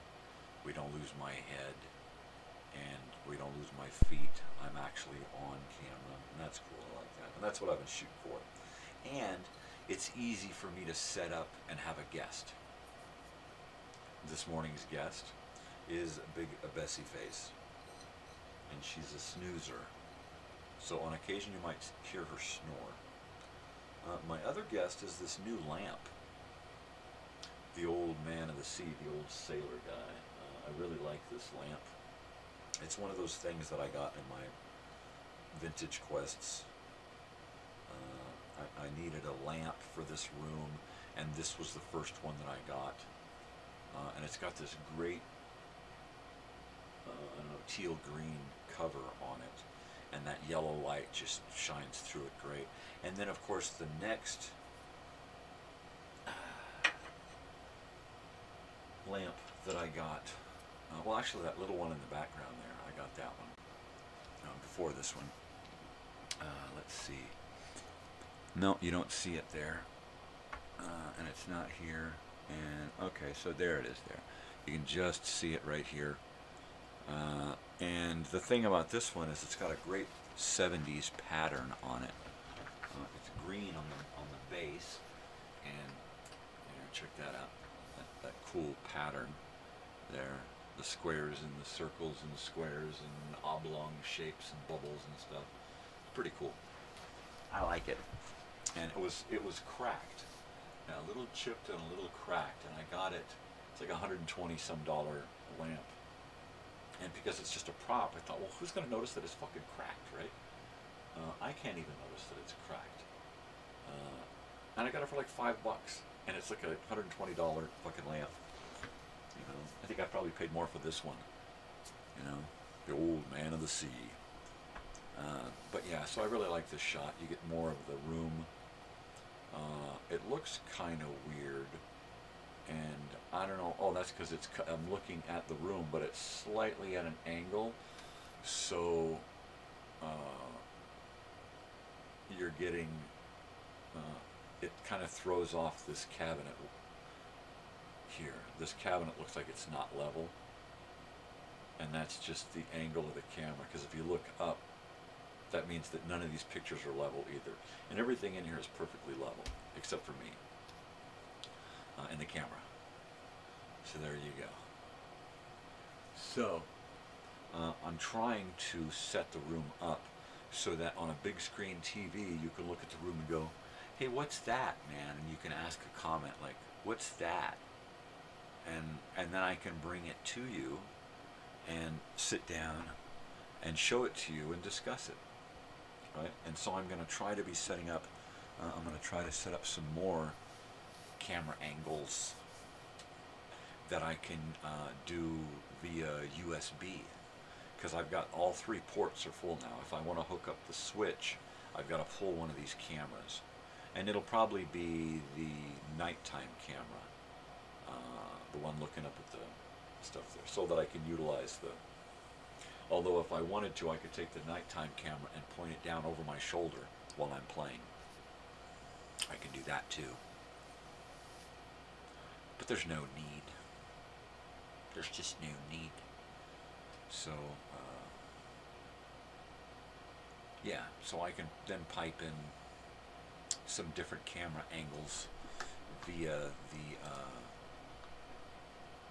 USB, and I've got a half dozen USB webcams lying about that I could, there we go. See? So there's that. And so now I can go and, oh yeah, oh yeah, oh yeah. See if I can make this a bigger screen here. Photo settings, video settings, camera settings, no more settings, settings. So this is, what I'd like to do here is key up a graphic around the outside of this picture so that it looks like a television, right? So I overlay a graphic so that it makes this whole screen look like the front of a TV, like that one back there, right? And then, no more and then, no more and then. And then I can pipe in as many USB cameras as I can shoehorn into one of those ports, right? So, and then put those cameras all over the place and just have them come in and go into one of those multi-port things, and then just keep bopping around and like select them over here and then come back to the computer with the overlay, the keyed up overlay. So yeah, there you go. Original content programming will resume this fall. That just means that I'm going to start creating videos again, real homemade videos. I will be uploading stuff on a daily basis still. I got to finish off X-1. I've got to finish off, I've got to do Dimension X. There's a few series that we can get through in their entirety. I can't do all of Suspense. There's like 1,000 or something.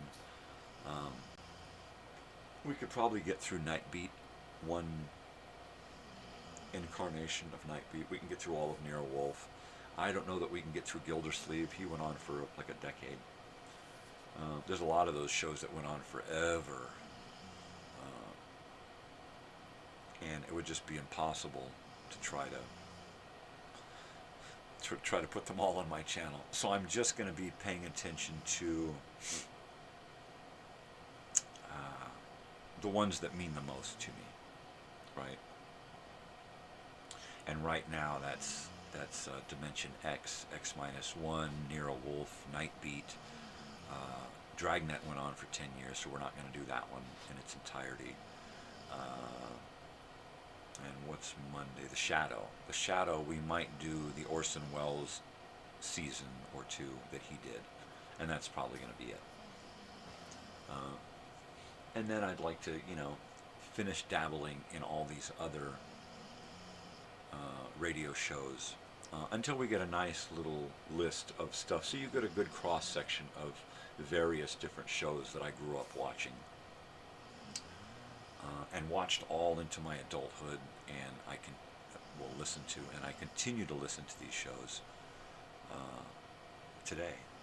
In fact, now I just turn my channel on YouTube wherever I'm at, whether I'm in Vegas or sitting here at home. I'll put on my channel and put on one of the shows that I've uploaded but haven't had a chance to just sit and listen to, right? And that's so bitchin',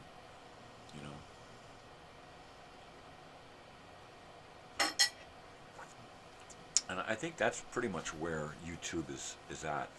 That, we can take the videos and audio stuff that mean the most to us, whether it's personal or borrowed, and we can collect it and curate it and then share it and discuss it and have fun with it, And I'm trying to get the most out of this channel by uploading as much as I can, because ultimately that's pretty much all that's going to be of me at some point, right? Is whatever I upload or whatever videos I create, whether they're on YouTube or saved at home, that's going to be pretty much me, So I'm curating myself, my own collection of me and things that mean a lot to me. And that's it's a privilege to have that opportunity,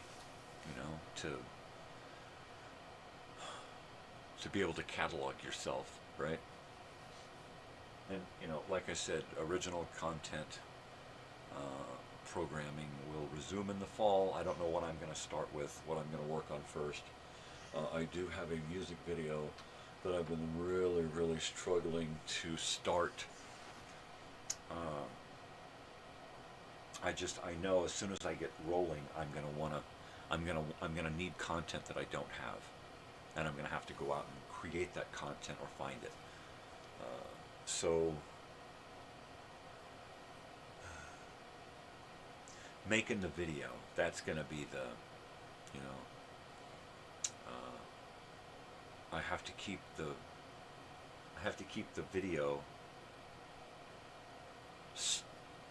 video to the music, right? The actual recorded music. There's a volume or an audio track, video track combined that is the song, right? So I need to keep that from going askew. So when I'm editing it, on occasion I've noticed that a program will give a little glitch and stuff will stagger a little bit, and then your audio doesn't line up with your video at some point. And then you have to go back and find out where that happened. Work your way back to that. Sometimes you just have to start all over again. Or delete everything after that point and start from there. So that can be a hassle.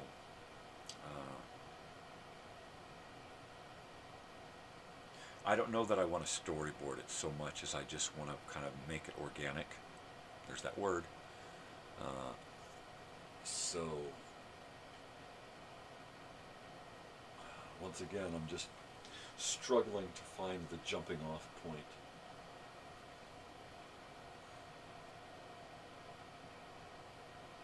Little projects, stop looking at my belly. Little projects keep coming up, and then big ones, and then little ones, and then big ones, and then little ones, and then concerts, and then going out and doing stuff. And I get these little moments where I can actually sit down and do something, and then I've got to create something like that, like that reunion video, right? So let's watch the reunion video. Here it is.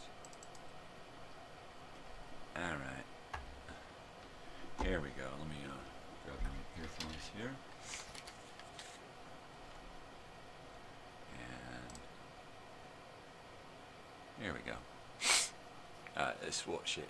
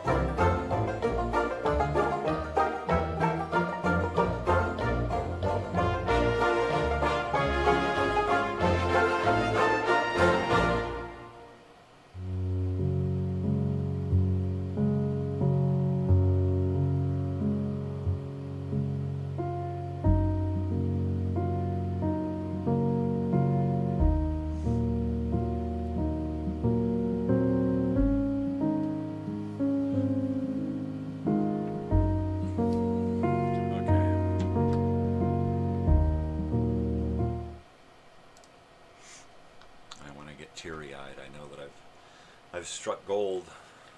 Let me turn me up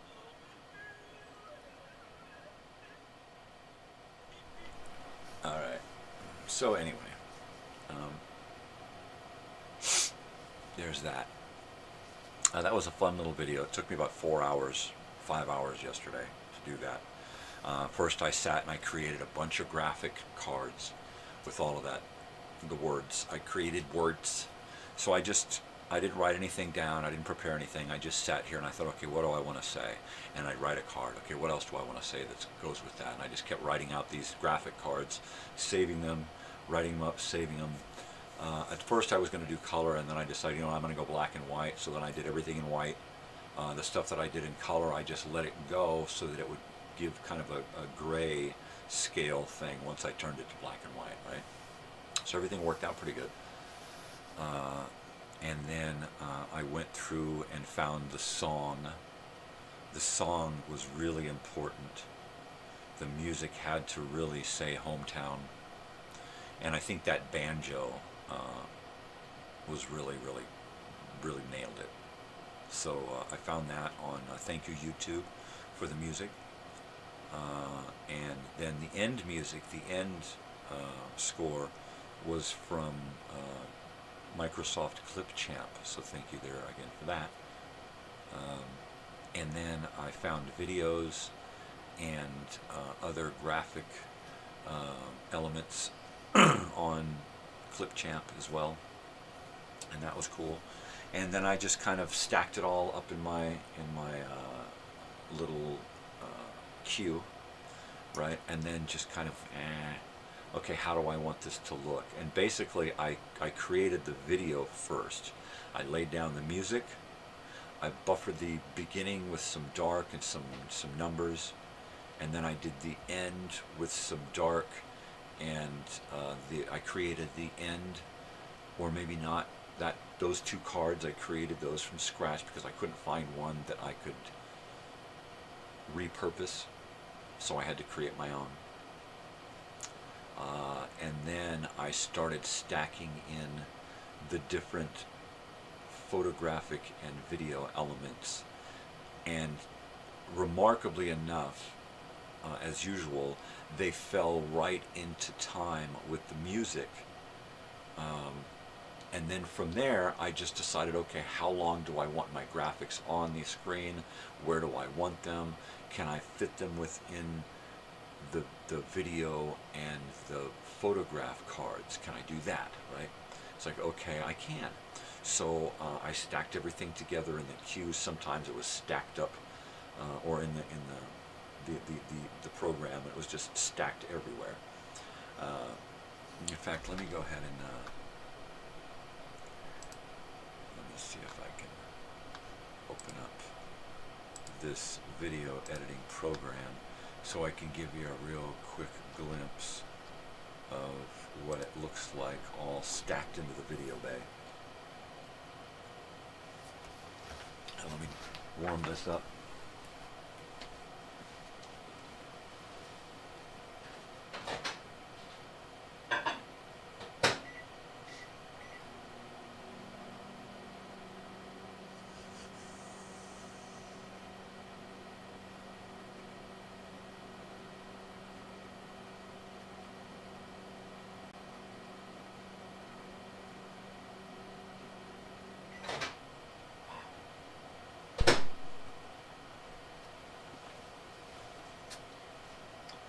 Oh yeah, baby. Oh yeah, baby. Alright. Let's take a look at this. And that is the one. And everything's saved, so please don't make me start up the cloud. Just do it. Just do it.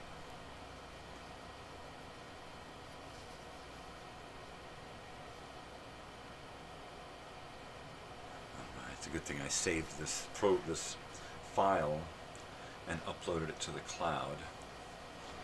So it's got a lot of items here to load. Oh, there they go. They're booting. They're booting. They're booting. Look at them puppies load up. Look at all those elements there loading up. Here they go. All those elements. I'm telling you, it's one heck of a long... It's got a lot of stuff packed into this one little 2-minute video. And it's exactly 2 minutes from the time it starts to the time it ends, with all the fade to black and stuff in there. Yeah. Alright. Far out. So we're going to let that boot up, and then we'll go play around with it, and I'll show you the stacks of stuff inside there. All the stuff crammed into 2 minutes.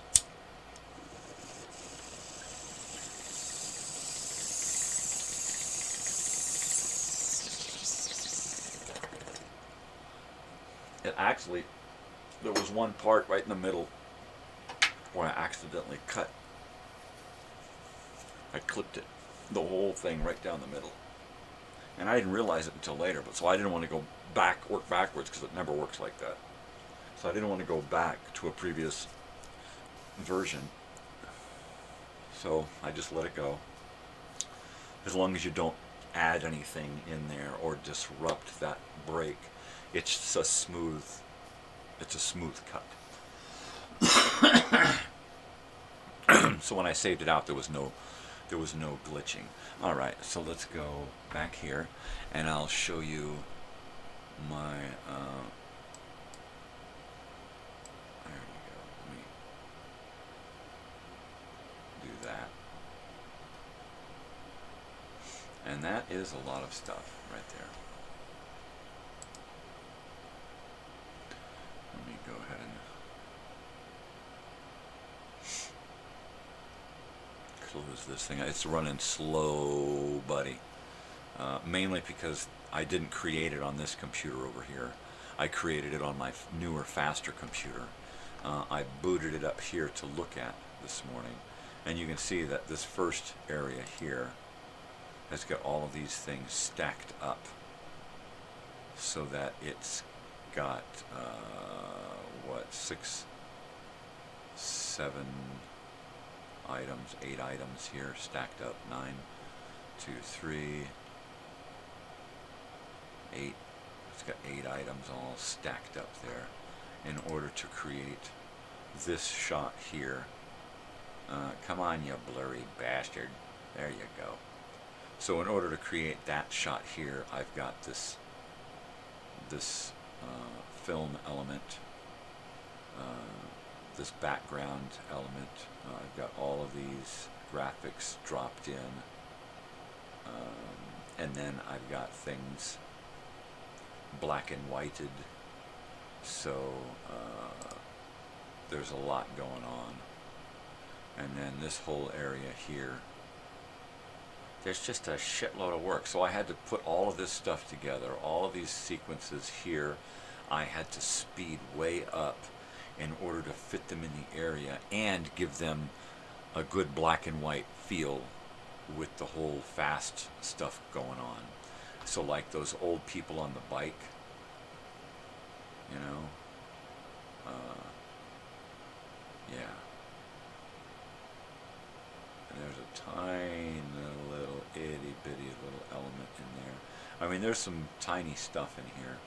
You zoom in and you can just see a bunch of shit going on here. And then, and like that. That there. So that's what took me about 5 hours yesterday. About 3 hours with the editing, and then about a couple of hours, probably an hour or so, making the graphics cards. Most of those graphics cards I did in one shot, and then as I need, probably two or three times, I went back and made cards that I decided I needed to make, like the end one. Find us on Facebook, and a few of the other ones that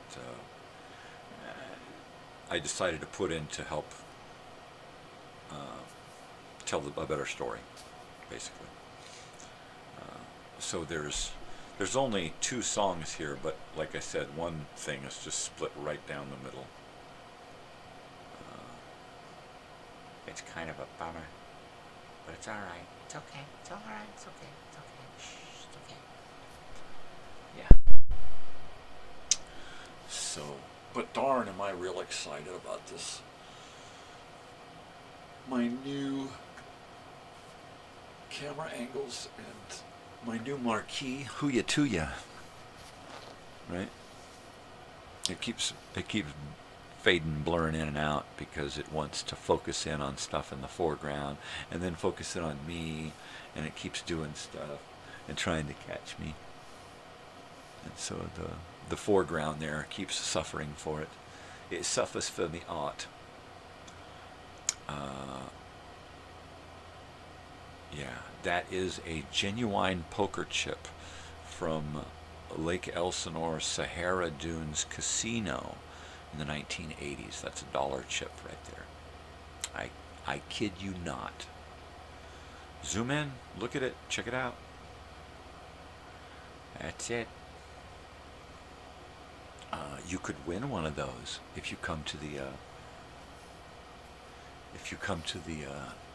reunion festival. There's going to be a lot of stuff given away. I'm going to be giving away shitloads of stuff, and if I don't make it, a bunch of stuff is going there to be given away. So, yeah, it should be pretty cool. Pretty cool. I'm going to have to start curating those items as well.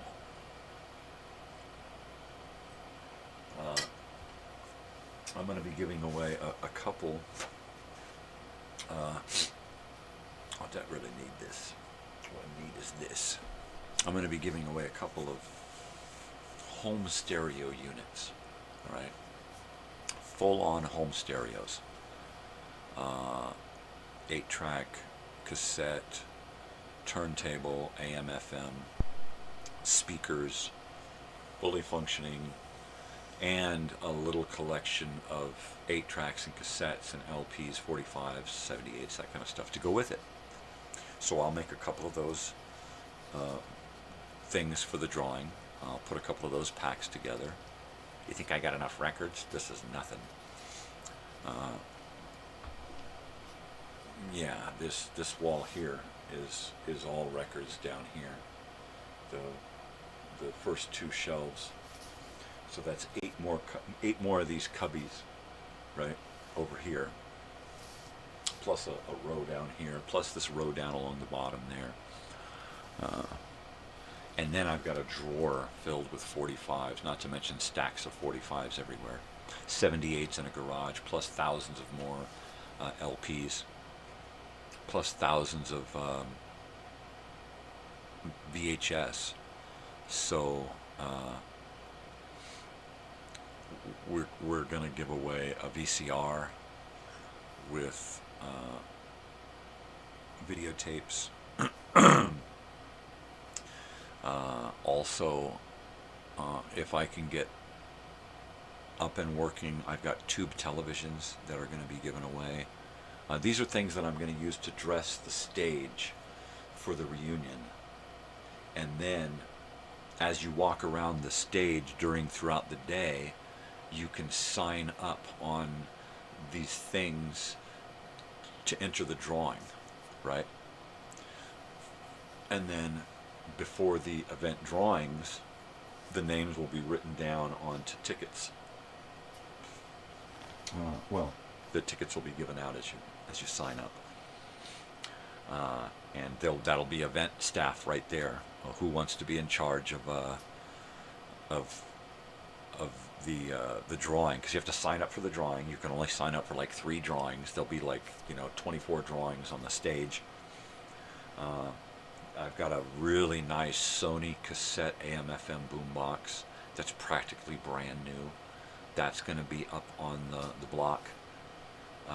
And everything will be for donation. There's nothing going to be sold. Everything's up for donation. We'll have a merchandise booth with stuff being offered for donation. You got to reach this amount of donation before you get anything. But, you donate and you get this. And that's just the way it's going to have to be. Because I'm not going to pocket any of this money. It all gets pushed into this event. That's all it is. Until the event is over, then it gets rolled over into the next friggin' event, right? And then we're off and running with steam. I'll handle it. I'll deal with the money, but it's not my forte. It's nothing that I'm really comfortable dealing with, and I guess that makes me the best person to deal with it. I literally just want to stick it all into a Sparkletts water bottle, and there you go. There's all the money, because that's pretty much the easiest way it is for me to deal with this kind of stuff, is to do with it.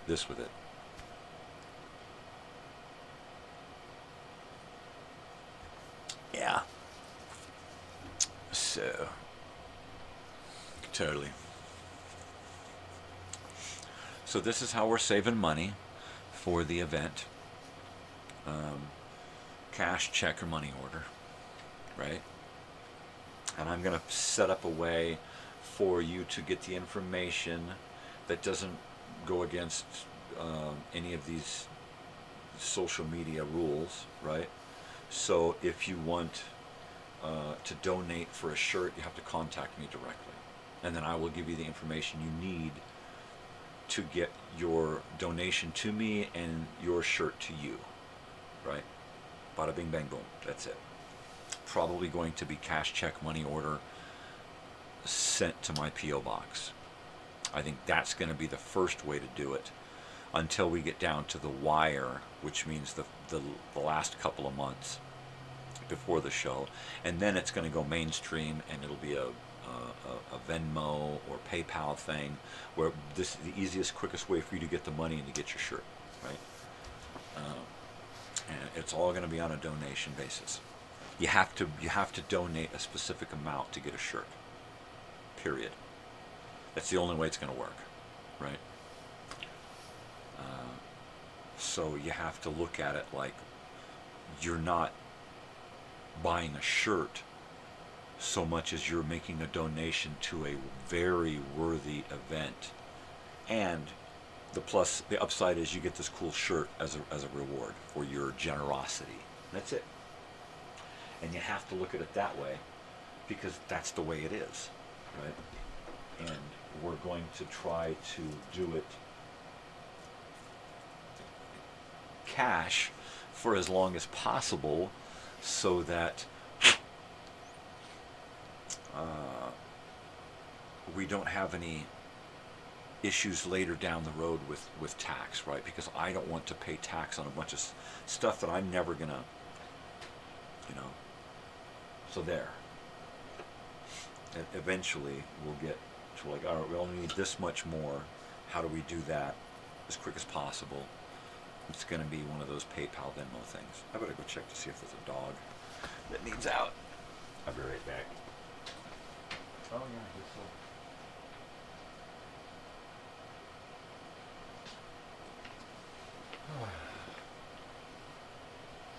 Well, let me check the calendar. Bessie, you want to go outside? You want to go outside? Come on, you want to go outside? No? You don't want to go outside?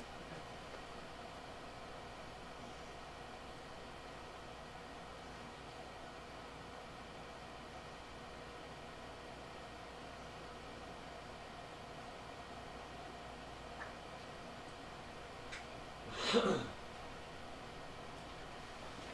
Well, there you go. Cover back up.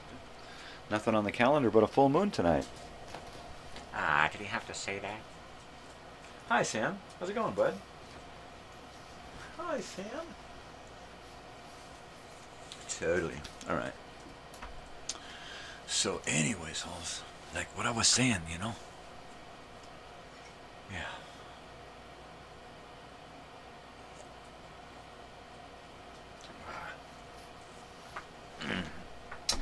Cool in here because I got this thing started early.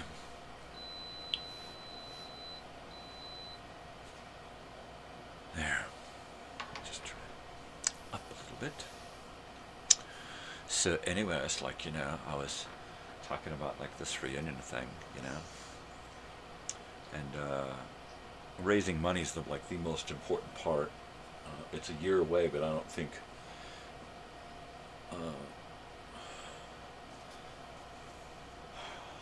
I have time to waste. I have the first 3 ideas for shirts. 4 ideas. So I've got these ideas. I'm going to go to the shirt place today. I have no choice. I have to get to the shirt place today. Oh, I better make a note of make a new open and close. Let's see, there's my pen. Gonna make a call later. And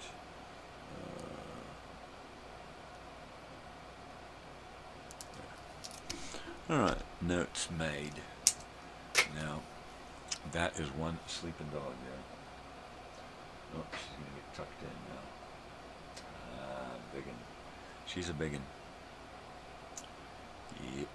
Yep. Have I glitched out again recently? I haven't been paying attention to my tech.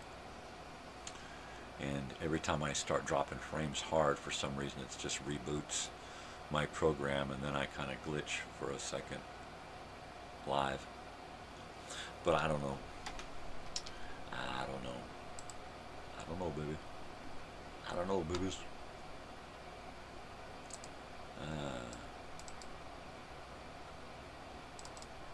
Let's see, I'll use this one because I can. I like it.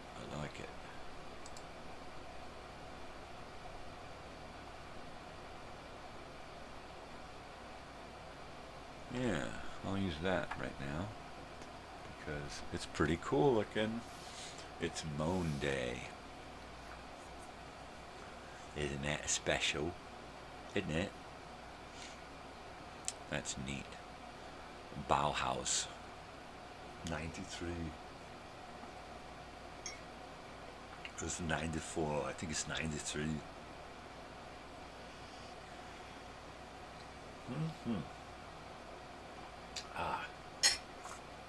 So yeah, a couple of things I'm going to do around the house. And now that I got this fucking speed weed here, it's not speed, right? It just kicks you in the, it's like caffeinated. I got caffeinated weed here. So, I'm going to utilize that and try to do some things around the house. What is that, might you say? You might, but I don't have to answer you. Hello, Oliver. Good morning. How are you? Little buddy. Little bitty baby buddy. I know you missed the cereal bar this morning, huh? been sleeping in, you little meister. You little meister? Yeah. I can't help you. I don't have any food for you. I can't help you. Poor little fella. Poor little fella. So a couple of things I want to do. Of course, start, continue working on preparation for paving stones. And organize the laundry room storage area a little bit. Because it's overwhelmed. Over-freaking-whelmed. I mean, I still haven't gone in there to pull out my shorts for the summer, and summer's almost over, right? That's how little I want to go in there and deal with stuff. So much of that stuff has been collected because of this channel. So I need to figure out how to work it into the channel, as well as the drawings, the giveaways, right?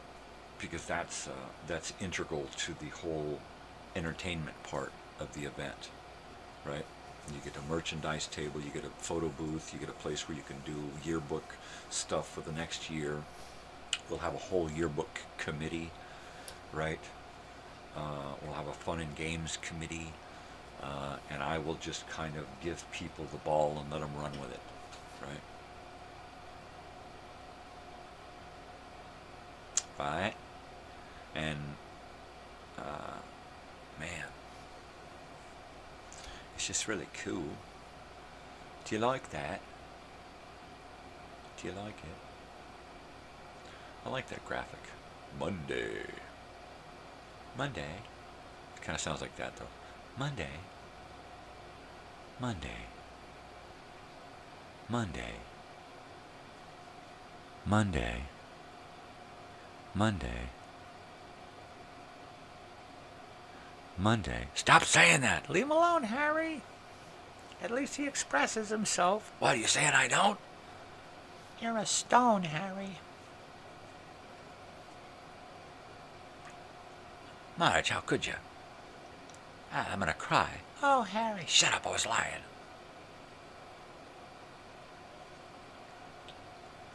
You bastard.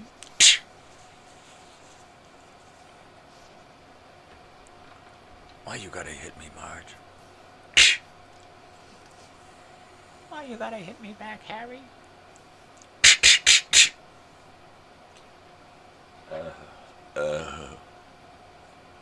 No way. So yeah, scavenger hunt. I've got to come up with a scavenger hunt, and it's going to have to be somebody local who can go around and spot things that we can use for the scavenger hunt, right? And there can't be any thievery, right? It has to be things that can be gotten, purchased or borrowed or found, right? I want to have stuff on the lists that are going to be easy for anyone to drive around the lake and find these things, right? Here's the path. Stay on this path and find these items. That's all you got to do. Here's your path. Drive around the lake. If you want to complete, there's, 12 items around the lake that you have to bring back, right?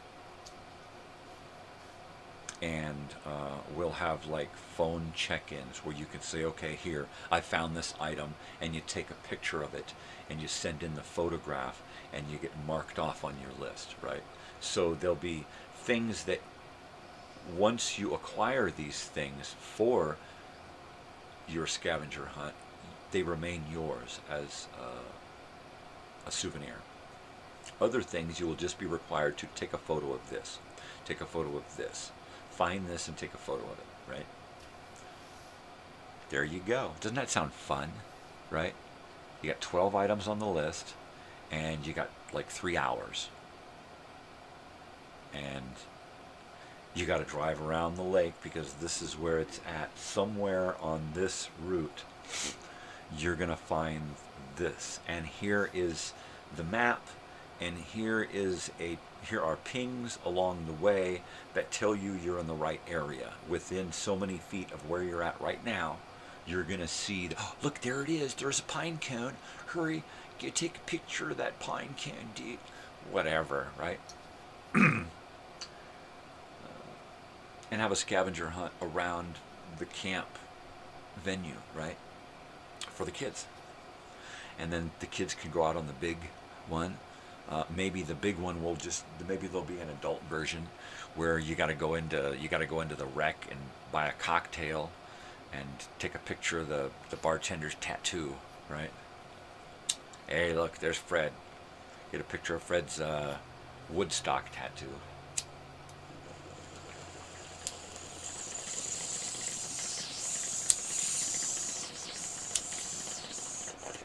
Yeah, I said Woodstock.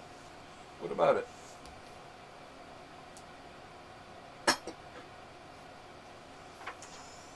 Ah, my coffee's gone.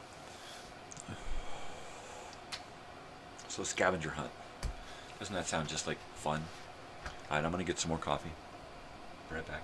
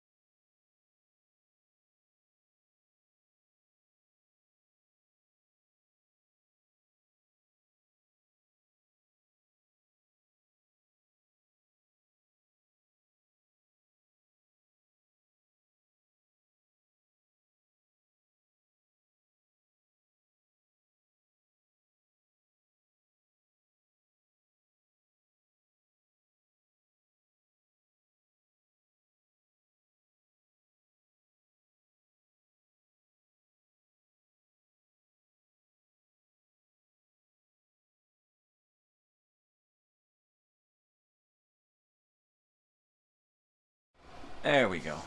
I'm back, baby. Did you miss me? I missed me. Bessie missed me. Yeah, big Bessie face. She missed me. Yeah, she did. Big Bessie missed me. Oh, big Bessie face. Did you miss me? Did you wag that tail? Did you miss me? Oh, big girl. Okay, go back to sleep now. Back to sleep.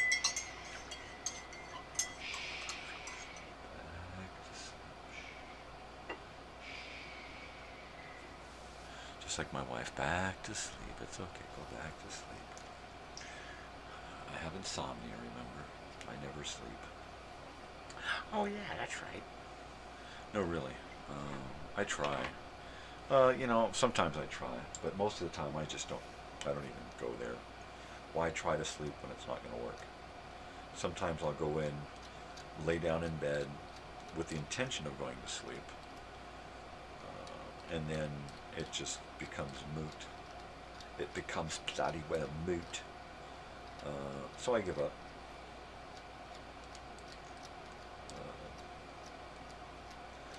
If I wear myself out mentally or physically, and I can detach myself from the pain well enough, then I can get to sleep pretty early. The bummer is that I wind up waking up early, and then I don't want to get up. I want to keep sleeping, and then I lay there and I'll sleep for 15 minutes, an hour. Take me 45 minutes to 45 minutes just to get, a few minutes sleep. And like this morning I woke up and it was 3:45, and it was like my alarm was going to go off in 15 minutes, really. And of course I dozed off just before the alarm went off, and then I hit snooze, and I dozed off just before the next snooze. It's like, I can't take it anymore. Just let me wake up. Just get up and make coffee. Just make coffee. And so that's what I did. I got up and I made coffee, and here I am. And this is my, I wouldn't call it a second cup. I would call it a half a cup. I'd call it a warm-up. Right? So, cheers. Good morning. Happy Monday, everyone. Happy Monday. Ooh, I got it hot.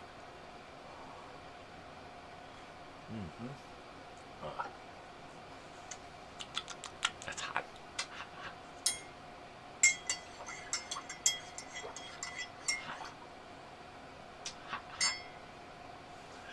Big face. Oh. Oh my goodness, how are you? How are you? You are just so cute. Did you know that? Did you know you're adorable? You big fat face, you. Oh, look at you. My goodness. Look at that face. Look at that big face. You're just going right back to sleep, aren't you? Just going to go right back to sleep. Just ignore me. Go ahead. Just ignore me. Oh, man. You ever see dogs smile? Dogs do smile. I've never seen dogs smile so much, but my dogs are always smiling. They got gas. No, really.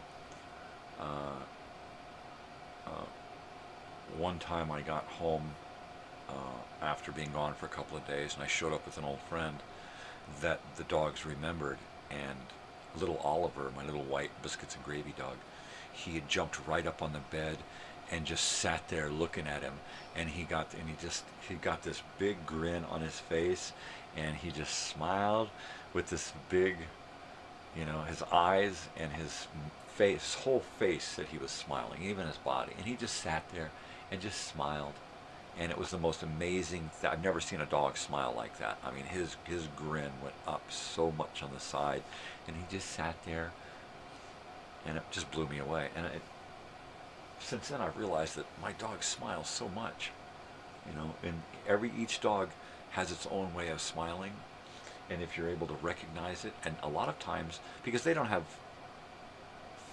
faces like we do, so they can't control their smile reflexes like we do. But some dogs do. And at least two of my dogs, both boys, they control their smiles so much that you can actually see it physically in their face. They manifest an actual smile. It's hilarious. It's just freaking hilarious. Monday, live. Yeah, anyway. How do you like my new marquee there? Hoo-ya to ya. Yeah, it's pretty crazy.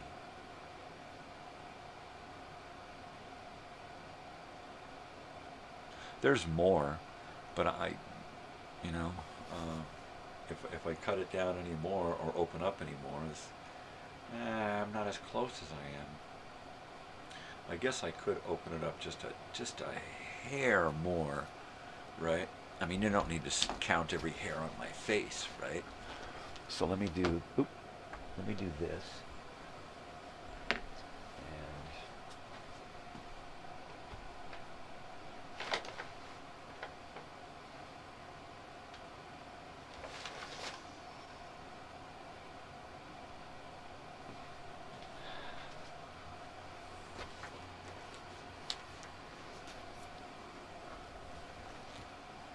Alright, now let's take a look at it. It's a little bit better.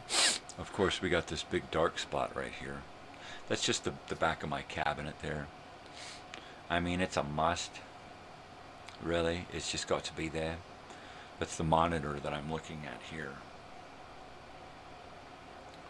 This is my laptop here that I'm going out live. This over here Monday. That's this other computer over here, this other laptop, right? And then my phone here is my monitor, so I can see my YouTube live stuff. That's how I do this. It's pretty basic. It's a little techy, but it's pretty basic. I love this new camera angle. I love it the most. I wish I didn't have the big black cabinet there, but I think it says reality, right? This show is the realest reality show out there. Anything can friggin' happen. So it's got to look like it's just my home, and that's what it is. This is my living room. This is one small ass living room. Yes, it's the size of a small bedroom or den, really. You know, the other half of the room over there, there's not much going on over there. A day bed, a dresser, some shelves, that's about it. Ain't much room in here for anything else. No siree by the Rooney. But that's okay. That's all right. It's all right. Get in. Totally. Oh wow, it's that movie Monday thing, right? No way. No friggin' way. It's the movie Monday.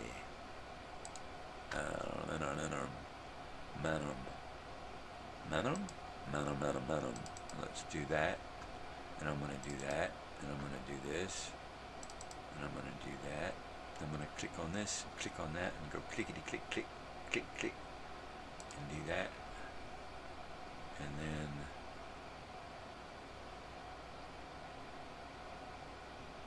then yeah. And then I can do this. Huh. There. Yeah, that's me. That's me, bloke. Yeah. Yeah, that's right. It's the dog's bollocks. No, really. Goot Morgan.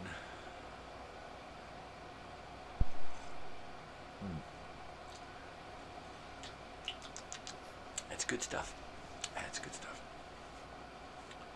So, one of those eye spots. And you know, I just learned that the eyeball worms that you see when you're looking around sometimes, and sometimes you see a little squiggle, and it looks like kind of like a ribbon, right, with little bulges at certain points,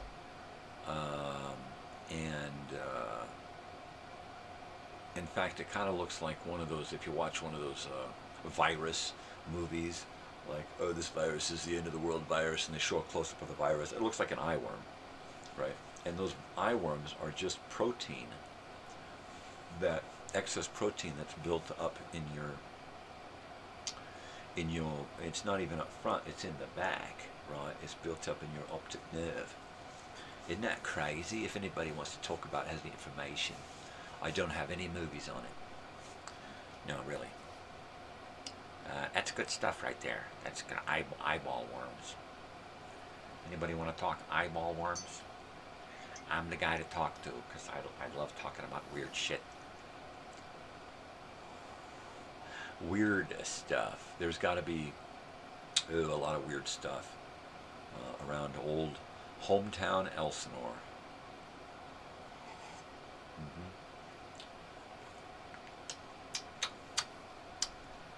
Lots of stuff.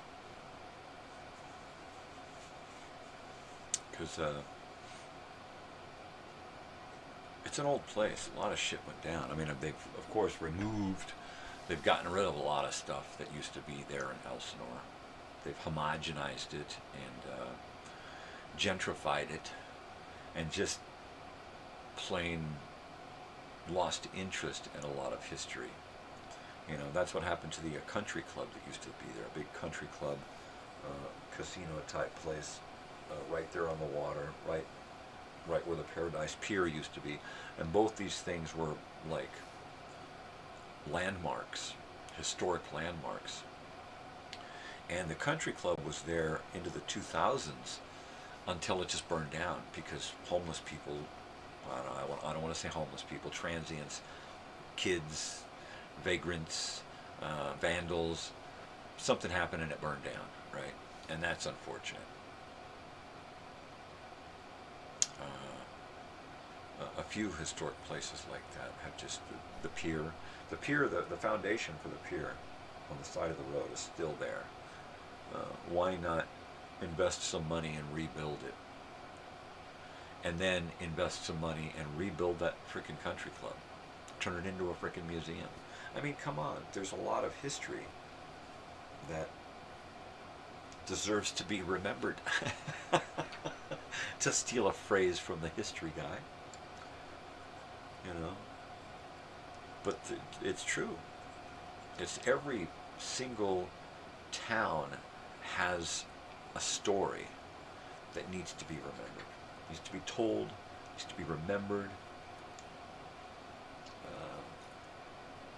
Otherwise, it's just lost, you know. It's like in a couple of generations, I'm going to be lost to time, right? Nobody's going to remember me. I don't remember my great-grandfather. I know that he existed. I met him. I saw him. You know, that's him. That's great-grandpappy. I remember my great-grandmother.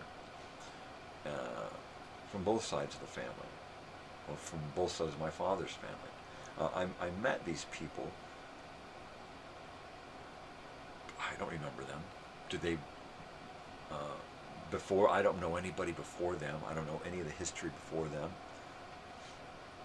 And if I did know anything about them, is it accurate, right? So the same thing about any one of us is after a couple of generations, we're pretty much lost to time, right? Unless we go out of our way to make ourselves remembered. Remember me! Right? So, how do we do that? Well, we're not all going to build pyramids and then, you know, not be remembered correctly. So how are we going to do that, right? I think videos, if they can be saved in a way that, pardon me, my eyeballs are bugging me. They start to get itchy. I got eyeball trouble because I'm an insomniac. But, you know, videos I think are probably the best way to save someone's self accurately, or as accurately as possible, right? If one's honest. If somebody is honest about themselves in the presentation, in the recording of the videos, and doesn't hold anything back, really. At least nothing that can't then later be put into a written diary, so it's a little more personal. But try to get everything out, you know? Get everything out and get it onto video. And that's probably the most accurate way to curate oneself nowadays. There's a lot of people that are doing it, but they're almost mugging for the camera so much, pretending to be something they're not, trying to get you to like or subscribe or to appreciate one specific aspect of their life, and then when that camera goes off, they're like a completely different friggin' person, right? And I can't claim it's not that 100%, but I don't do that. I mean, sure, to a small degree, there are a few things that I hold back and don't say, or you know, and that's basically to be socially acceptable. First of all, I'm not going to say too much, you know, off-color, bizarre shit that's going to offend everyone. So yes, to some degree, I do censor myself, as does everyone, but not so much that the point is lost, whatever that point is that I'm trying to make. And I guess the point is now that I got about an hour to go and I am starving. I am starving. So what am I going to do about that? Cammy T rocks. Right? So that light fluttering is the paper curtain that I have hanging down in front of my fluorescent light here. so that the fluorescent isn't so bright that it's blinding me and bouncing off of my forehead and blinding you, or bouncing off of the back of this thing here, because sometimes you'll see that it gets kind of bright there, and boy, would that just be too bright in the foreground there. I think light-wise, I am going to go to a smaller watt bulb here and a smaller watt bulb here, so that it's not so powerful behind me as well. And I think that would ease up this shadow here on this side of my face and kind of even balance things out, because I do have a slight shadow over here. I think if these lights were eased up a little bit wattage wise, then this one would take over and give my face a better light. Not that it can be seen in much better light. Actually, turn it off, turn it off. Somebody turn off the lights, because I don't want to see.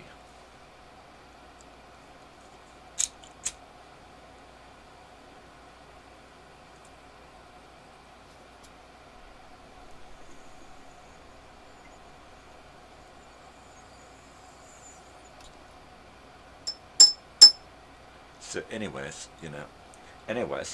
like for a start,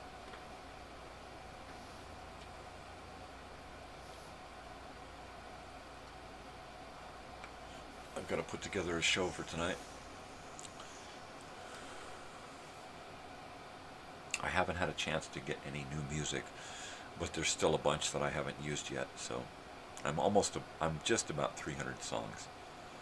So I need to sit down, make a list of all of the artists, especially the ones that I like, and then try to go after some new music. I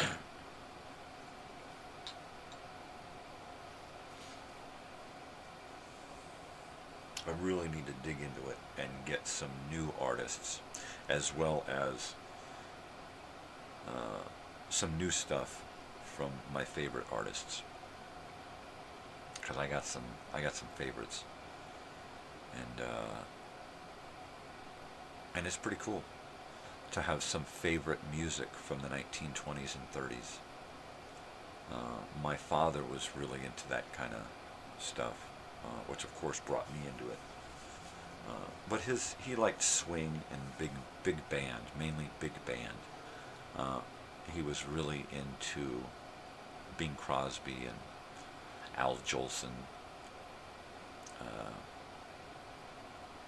crooners. Yeah. And I kind of like the earlier stuff, the stuff from the 20s and 30s, which I didn't hear a lot of at home. I didn't hear a lot of that stuff, aside from like Bessie Smith and Billie Holiday, a little bit of Eddie Lang and Joe Venuti, the Dorsey Brothers, that kind of stuff, Glenn Miller, a lot of mainly swing,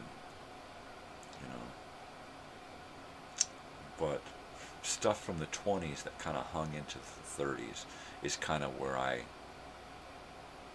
kind of base the show, basically because I can get away with playing a lot of stuff here from that era.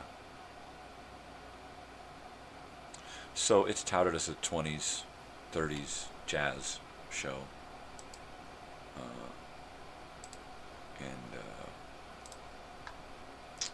Let's see.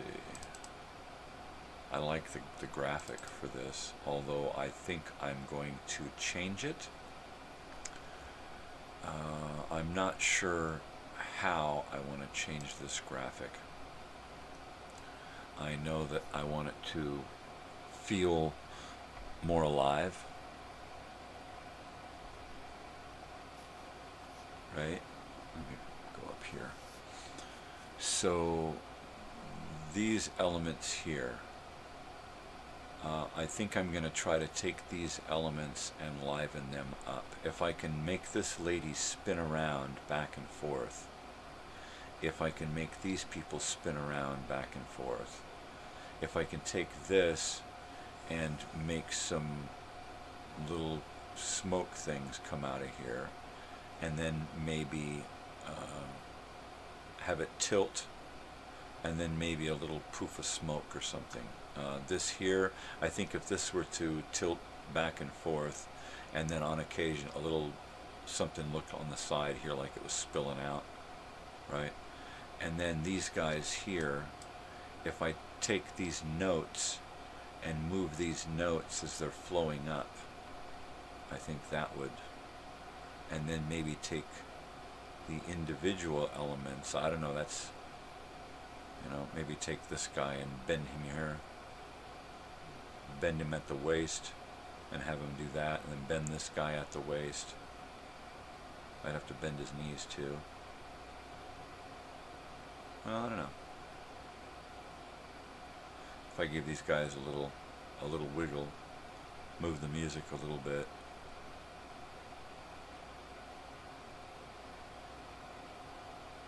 Maybe take this arm and break this arm loose and make it a separate element, and then slide it up and down a little bit. I don't know. See, I'll have to sit there and play with all of this and figure out, give a slightly different background, something similar. I wish I had some of this for the front of my speaker, right? Because this speaker, I'm going to have to get new fabric to cover that. I'm going to have to try to find an old speaker, or try to refoam and rework this one, which isn't an issue. I think I've got a refoam kit for a speaker this size. I think I've got a new speaker this size, but I don't want to use it because I've got a pair, and therefore Radio Shack stereo speakers. And if I've got to use them to set up a new set of speakers for one of the giveaways or something, or one of my own, I think I've got a pair of refoamed ones either here or in my daughter's room. But all of these speakers here that I have, they all work. They're not all hooked up. I only use one pair at a time. I'm not a crazy loud guy. I've got probably a couple of dozen pairs of speakers between here and not even these, I'm talking other ones, between storage here and storage at a friend's garage. I've got a lot of speakers. I've got a lot of stereos. I've got like over a dozen stereos, portable 8-track, portable cassette. You know, I've got portable Betamax. I could watch a movie. I could hook up a camera and take a Betamax out and go boom, boom, boom, right? So, and it's possible that to somebody who wants to collect and use that kind of stuff, that they might, you know, I might have a little video camera gift pack, get some new batteries, some new tapes, and put together a camcorder from like the 80s or 90s, right? And have that as part of the giveaway, and have the stage look like frickin', you know, The Price is Right, right? I mean, just everything there has got a clipboard where you can sign up, and once you sign up, get with somebody, get a ticket, put your name on the ticket, the whole deal, the whole friggin' deal. And do, like, you know, the whole stage set up like a bedroom, kids' room, and have pretty much everything on the stage, items for giveaway. At some point, I'm thinking I might do a donation telethon to raise money, and do some giveaways there. Because I don't want to sell anything. It's not my intention to make money with this channel. It's not why I'm here. Raising money for that event, that reunion festival weekend, that's important. That's going to take, you know, fundraising skills like I've never even fathomed. So yeah, I've got to get hopefully somebody involved with said skills who can help me out with, okay, look, here's how much you can raise, here's where you can raise it, and then when you get to here, you're going to have to do this in order to do this, and, you know, fine, that's, so be it. If it's got to be completely on above board, on the up and up, I'm game with that. I don't know how to do any of this stuff. I assume that by doing donations, we're going to obfuscate the whole tax issue thing, but probably not. So we'll see. Of course, everything that I do, I'm like a freaking pack rat. I keep notes and keep track of every single step that I make doing everything. So,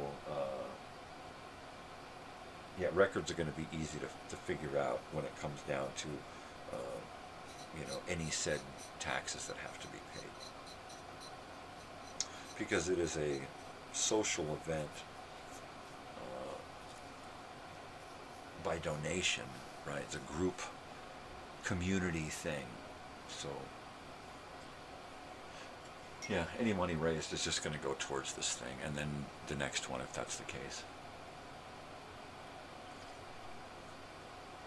Oh, yeah. Oh, yeah, baby. Oh, baby. Oh, baby. So, yeah. You know, and, you know, like I said, this is real. You know, if you got information, you can help me. Send me a message. As usual, you can always reach me here or on Facebook. So, and I believe all of my information to contact me is in the channel description. So, you know, Michael Mondre at Facebook. And I'm the one with the crooked smile, happy face. So there you go. See me, message me, talk to me. We'll get to know each other, become friends, or not. Georgia Sire, whatever. That's why I'm here. I'm just here to make friends. My big face. Big face too. She's here to make friends. So, there we go. What is going to go on this morning is, since I have all of this energy, because I had a really good night's sleep, I think I got 6 hours. No. Felt like 6 hours, but it was only more like 4. Wow. I remember 11:45. And then, of course, I got up twice, and then got up early and stared at, so, yeah, I'm going to say probably closer to 3.5 hours sleep. But it was good. It was a good sleep. I'll probably have to invest some time today after working outside. Get cleaned up and jump back in bed for a couple of hours before the show tonight.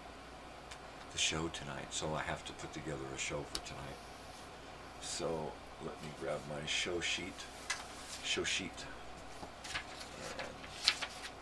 show sheet, so this should say 65. Right, because that's the show number that it should be. So 65. And this was on, oh yeah, baby. What is today? The 19th, 18th, 17th. So it was the 16th. Okay. It was Friday. Anyway, alright, so that shows in the can, and I will catalog that later. Today is 8/19. And this is episode 66. And now, at some point, I will get on there and I will find a show. Dig through those songs and come up with 16 that I want to play this evening. Right? This thing's digging into me here. Criminy. That's better. So there you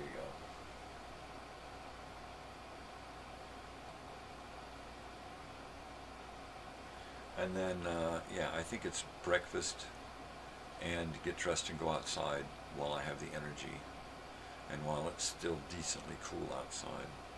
It can't be hotter than 100 degrees out there right now. 75. That's 77. Okay.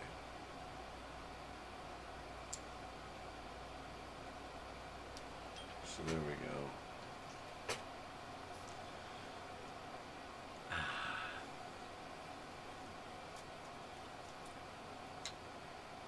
Yeah.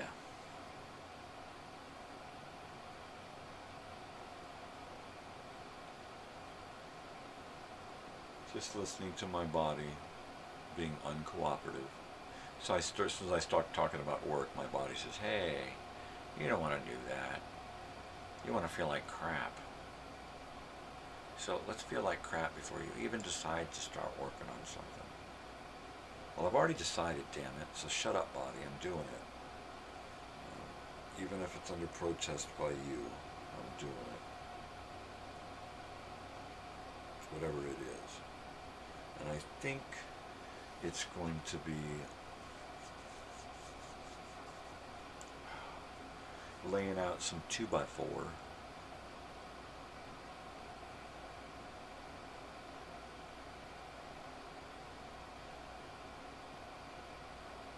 Doing some chalk line, laying out some 2x4, and getting my level, my grades, my slope. Doesn't have to be much, just has to be enough to pull the rainwater away from the buildings. That's all. And the hose water, because I want to be able to hose this place out.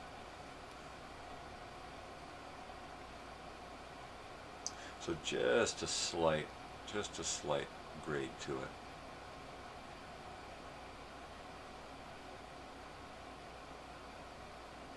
Yeah, with some big pavers. Yeah.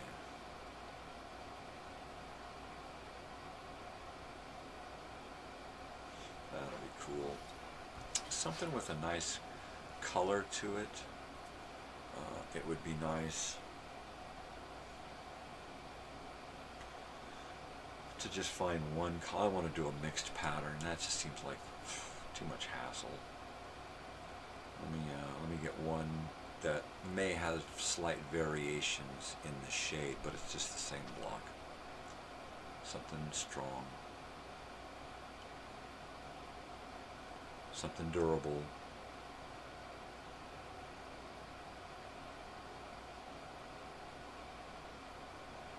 Something durable, because that's going to be the most important thing, is that it's durable.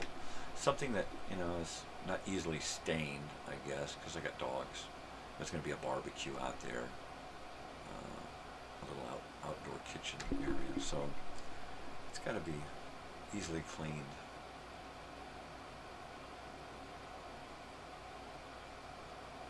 So I'll have to investigate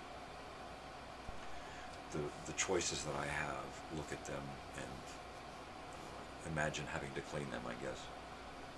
Right?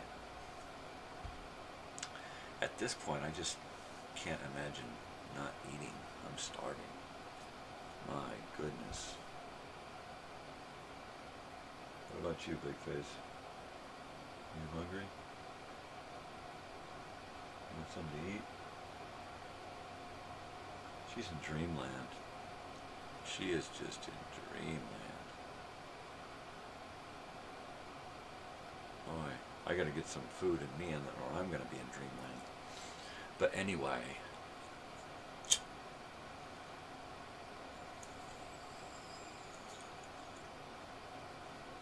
Yep.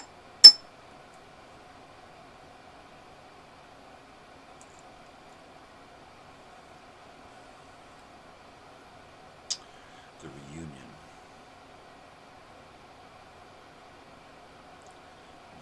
is I need to get out today.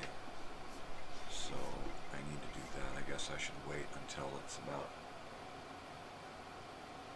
business hours and then take a ride out and check that out. I got to do it early enough so I can get a nap in.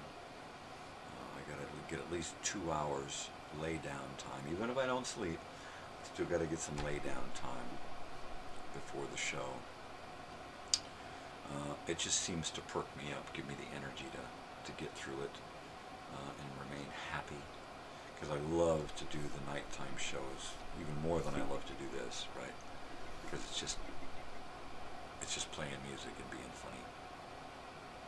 It's a lot of fun. So I like to have energy when I'm doing it. And I go into it hungry. I usually don't eat dinner before I do the show. I go into it well rested and hungry. I do this show hungry. I don't know. Maybe I get lazier when I'm well fed, right? That whole starving artist thing. Who knows? What the hell?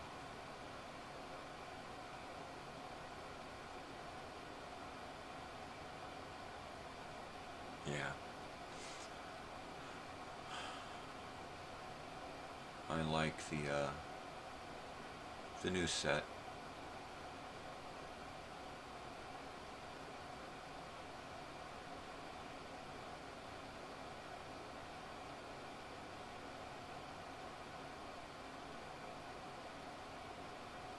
Of course, it's just my old living room. But we haven't seen this much of my living room since, gosh, season 1 or the beginning of season 2. Right? Right about there, we zoomed in and we stopped looking at the whole room. I know the first episodes, the whole room was there. I haven't looked at any of these episodes. My gosh, there's a lot of episodes. It's just a lot of episodes, yeah. It's just me. Holy crap.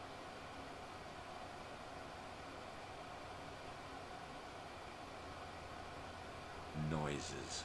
I've got some noises. Yes, I did just recently listen to that Saturday Night Live album over there. I was feeling nostalgic as usual. And I was going through albums to put away. And of course, I probably listened to it a few months back. But I was like, you know what, I gotta hear this again. It's just too funny. It's just too funny. And I recently found all of the episodes of Saturday Night Live for like 12 seasons or something, or 20-some seasons. But the most important ones to me are all of the 70s and all of the 80s, complete. Every single episode. So I will be going back as soon as possible and burning a lot of those episodes onto disc so that I can watch them in their entirety whenever I want. What? Because that's good stuff right there. Yep. Good stuff. Man, what time is it? Oh my god, like I got a half hour. I'm gonna probably pee my pants. Alright, I'll be right back. I'm gonna go to the little boy's room. You sit here with Bessie in the quiet. Bye-bye.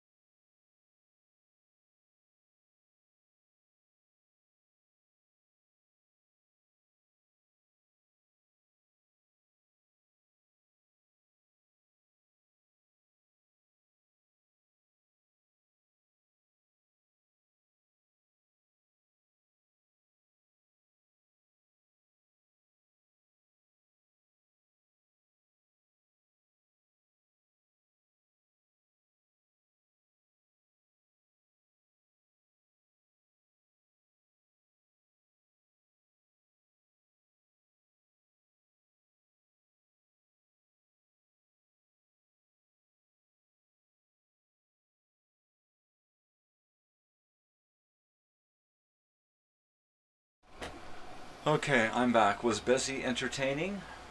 In her little chair? Hi, Sam. Come here. Oh, Sam's just waking up. Good morning, Sam. What's that shiny thing on Bessie?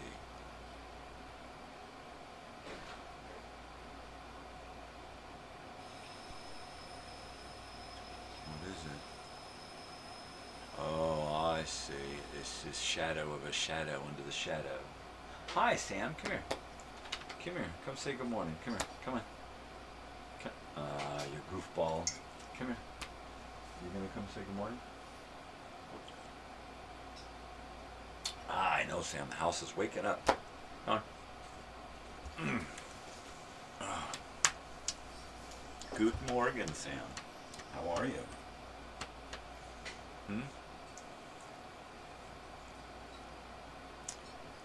You're tired, huh? You sleepy face? You look sleepy.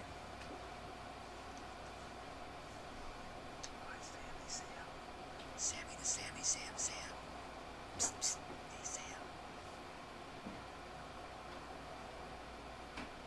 Ah, jeez. Ah. Ah. So let's see. Where were we? Oh, that's right. So I finished the trailer for the reunion, first promo.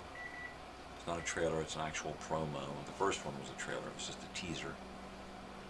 So this one is available on the channel here. Or you can find the link in Facebook at the group. And I was so happy this morning when I got up and found that Hiram, an old friend from Elsinore who runs the group, I grew up in Elsinore, or I grew up in Lake Elsinore on Facebook. And he asked me to be a co-administrator for the group, and I was like, wow, I feel pretty darn privileged to be able to be asked to be an administrator, probably because I post a lot of Elsinore, Lake Elsinore relevant stuff, mainly about this reunion festival thing, and I think he's just trying to let me know that I've got carte blanche to run with it. I don't have to ask for permission to post stuff, and that's pretty cool. That is quite the privilege, and I'm honored. Thank you, Hiram, my old friend Guy from Elsinore. Yeah, pretty cool. So I found that this morning, and yes, I accepted it without thought, without hesitation. That's pretty cool. So I'm hoping that I can likewise ask a few people to be co-hosts of this event and get them on board with some specific jobs and tasks and stuff that need to be done. Because I need volunteers, and I need volunteers to go after more volunteers, right? So, yep. It's less than a year away now. We went over the hump. 18th was the end day, and so now we're officially less than a year away. This is the 19th of August. We are less than a year away from the start of this thing, and I'm hoping it just keeps building momentum like it has been, because it seems to go in these long, slow spurts. These long, slow, dry areas where nothing much happens, and then all of a sudden I post something and a bunch of people are on board. Pardon me. And then a bunch more people are on board the next time. So, yeah, fingers crossed. It just keeps building momentum. I'm real happy with it.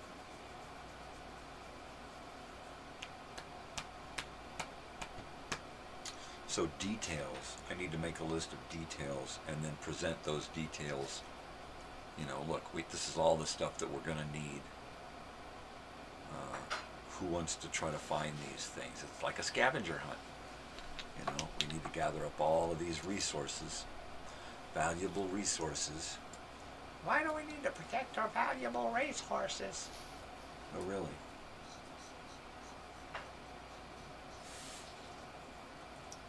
And, you know, circle the wagons. Get the show on the road. Get off the dime. Plug into a wagon. Hag it to the frigastagon. However you want to say it. We gotta get going. And I don't intend to do all of the work. Hopefully you guys will do most of the work, and I can just kind of be the ringmaster of this circus. Because ultimately that's what it is, just going to be a circus. Lots of live entertainment and performing goons.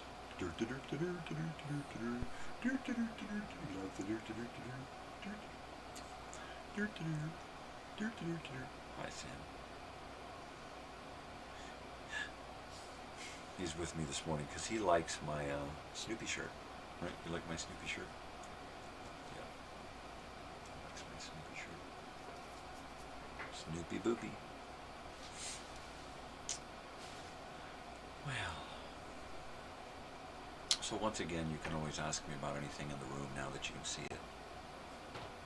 And I'll keep changing things around, especially this here. I'll keep putting things in and out of this picture here and kind of add to it and subtract from it to kind of keep things fresh and to keep you guessing and give you things to talk about.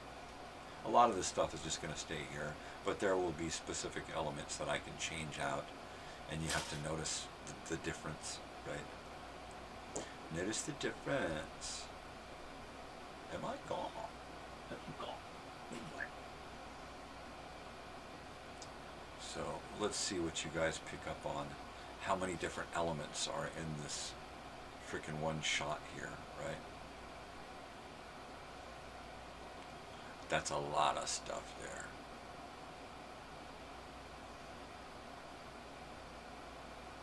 I think that's going to be the standard view. Yeah, I may line it up with the side of that stereo, that radio there, so that it gives a better cut.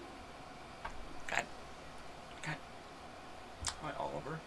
Good Morgan, how are you? Little Winky. Are you tired? Oh, Sam. He's putting his nose right on me here. When he puts his nose right down, he leaves a wet spot. Yep. A wet spot, Sam. Totally. Oh my God. I'm totally alarmed. Yeah. I guess this could be kind of boring, you know. Unless you just want to hang out. Arr. Shiver me timbers, arr.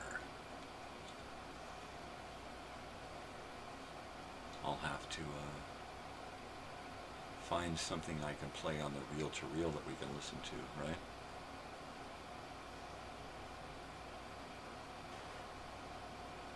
Totally. Well, let's see. Well, less than 20 minutes away from wrapping this show up. My gosh, I can't wait. I'm starving.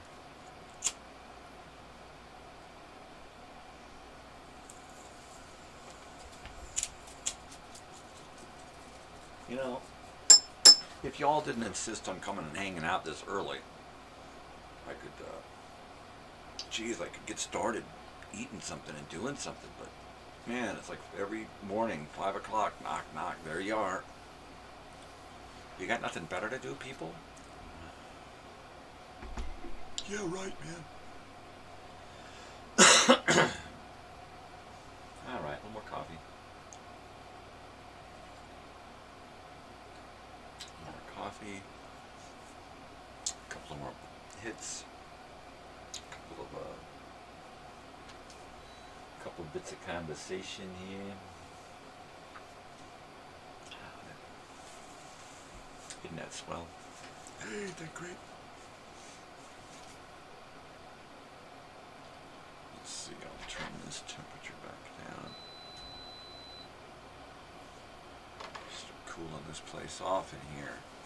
Get it cool up in here. Alright, so it's breakfast, pick out a show, get dressed, go outside. In that order.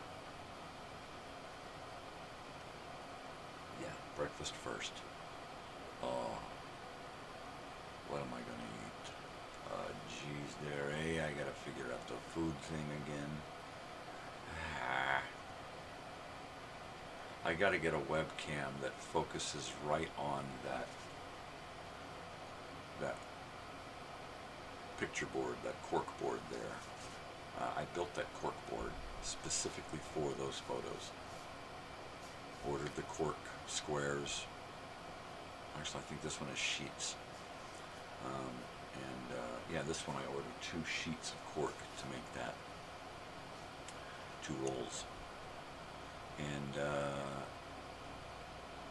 built it specifically to hold photos of the past.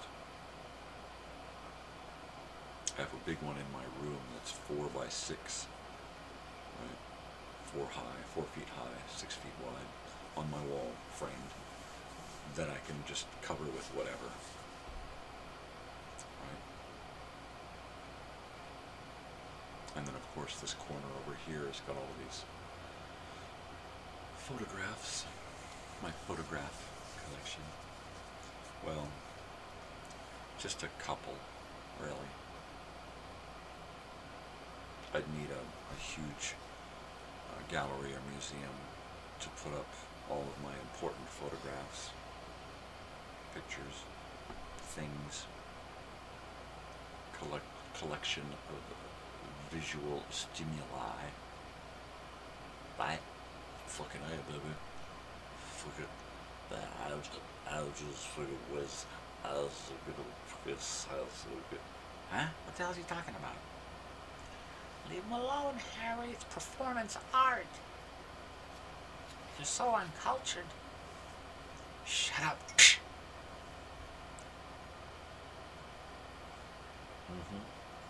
Oh, I gotta warm that up.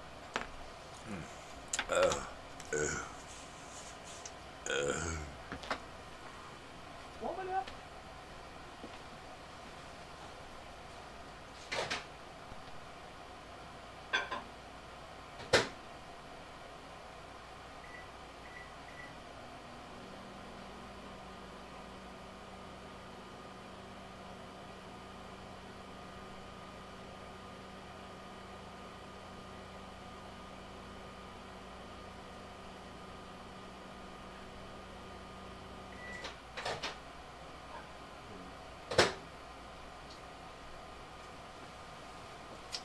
Yeah, that's it. That's all you gotta do. Oh shit, yeah. Right? Yeah. Yeah, right. Boom, boom, boom, boom, boom, boom, boom, boom, boom, boom, boom, boom, boom, boom. No, really. I just hear somebody's stereo out there boom, booming. It always perturbs me. I'm perturbed.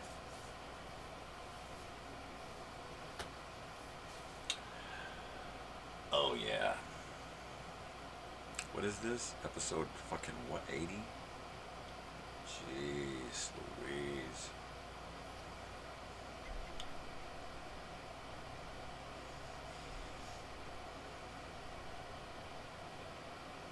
'81. 81. 81.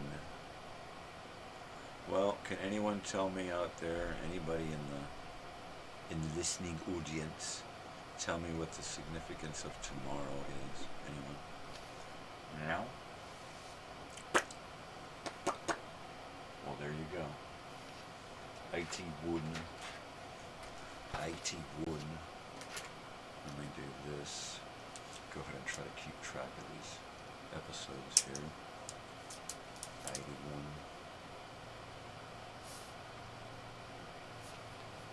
Oh no. This is 70. put it in the wrong bloody spot. 76, 77, 78, and 79, and there's 80. And here's today's 81. Hello. 81, 82, 83, 84, 85, 86,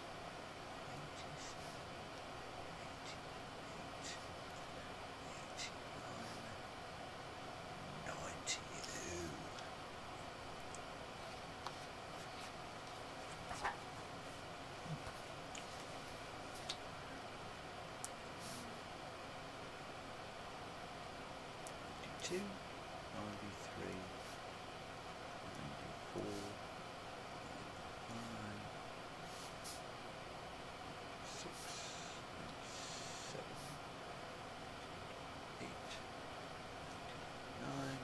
100. I don't think I'm going to make it to 100, but hey, if I got to get some white out on this shit, that's fine.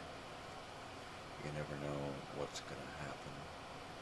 I may have to reschedule a whole part of the season here to get 101, 102, 103, 104, 105, 106,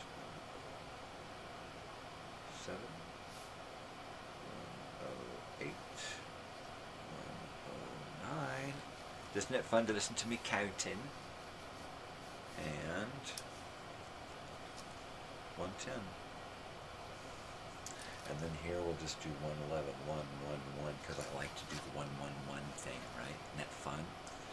There, okay, so that does August and September. Now let's figure out, we got this 71, 2, 73, 74, 75, this one is 70, and that means this one was a Cincinnati. That was a Cincinnati, okay. There, that takes care of all the numbers for the night, for the day. Now I gotta do the night. 66 is today.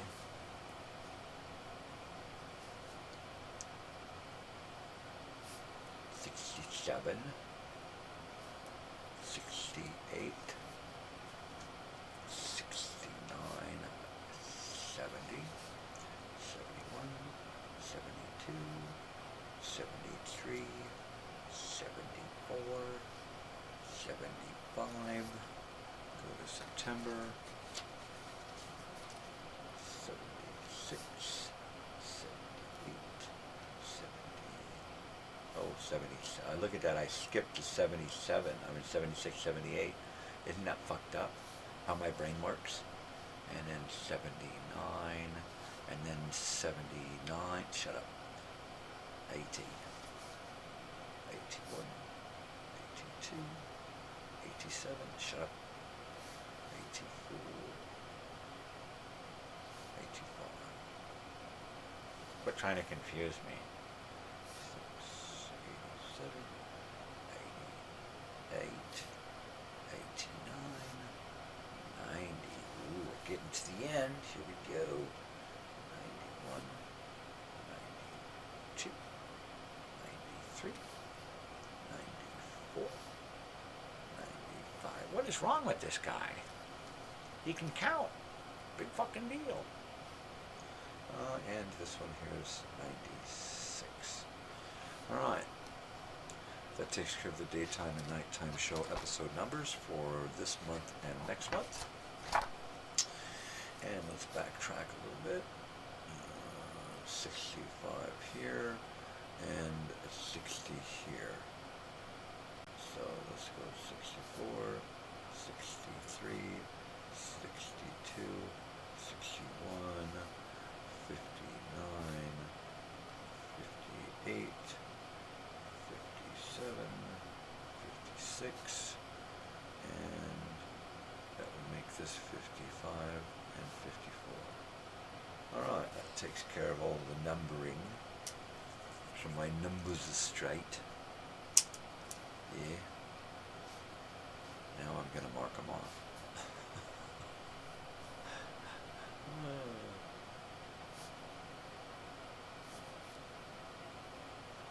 Because I've done the show already. Boing, boing, boing, boing, boing, boing, boing, boing, boing, boing. And I'm going to have to go back and recalculate, like these shows here. I didn't do these shows at all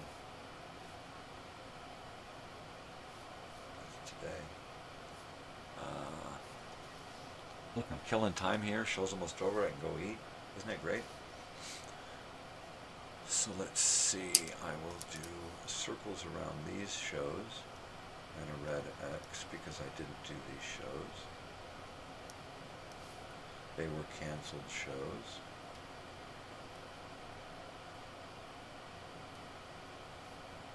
And there we go. Ooh, there's a lot of canceled shows last week. Sheesh, sheesh, sheesh. Sheesh, sheesh, sheesh, sheesh, sheesh, sheesh, sheesh.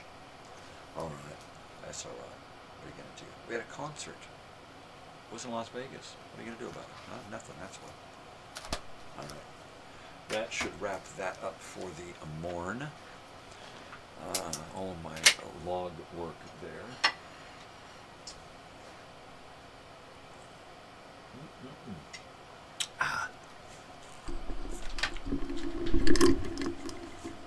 Okay. I am going to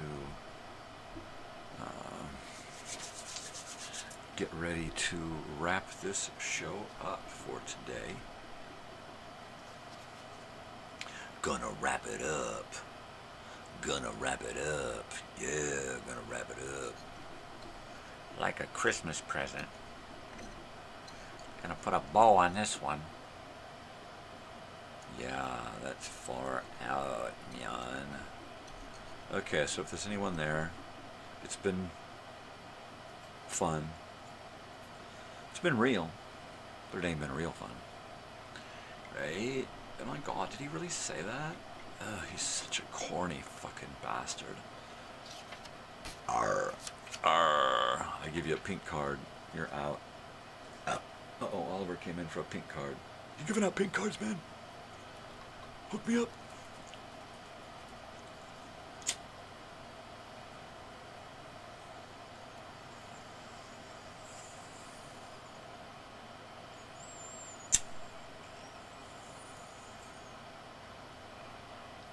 So I'll just keep adding elements to my little marquee there.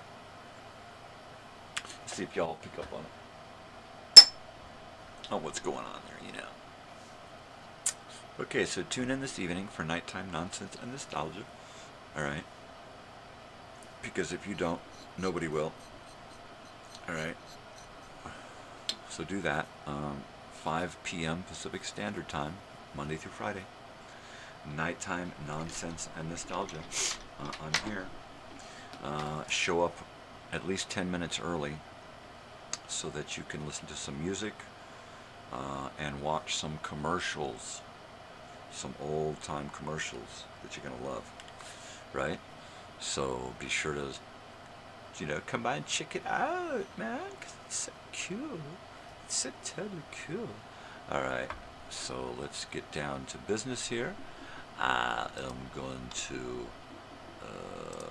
open up my morning show file. And there's my closing. Shh, that's okay, take it easy. Whoa now. Alright, people. I am gonna wrap this shit up. Stick this one in the can, babies. So I will be back this evening and tomorrow morning and so on until the week is over. And start looking forward to some more original content, because I got it in me. I gotta get it out. I wish I knew some animators, Because I would love to do some animated stuff and do some voiceover, right? That would be fun. I could just sit and come up with character after character after character, and that would really be cool, man. Shut up. Shut up. All right. No way. All right, people. I am gonna boot this thing up and bid you all a fond farewell for today, and I will be back tonight. So stop by, okay? All right, people. Thanks for hanging out with me. Be cool, love you, appreciate the stuff, you know. Stay cool, be nice, do something nice for somebody, as well as for yourself, right? And spread the peace, man, spread the love, because if you don't, nobody will. And just like that, stay weird, people, because if you don't, ain't nobody gonna be weird for ya. All right, people. Love you. Adios.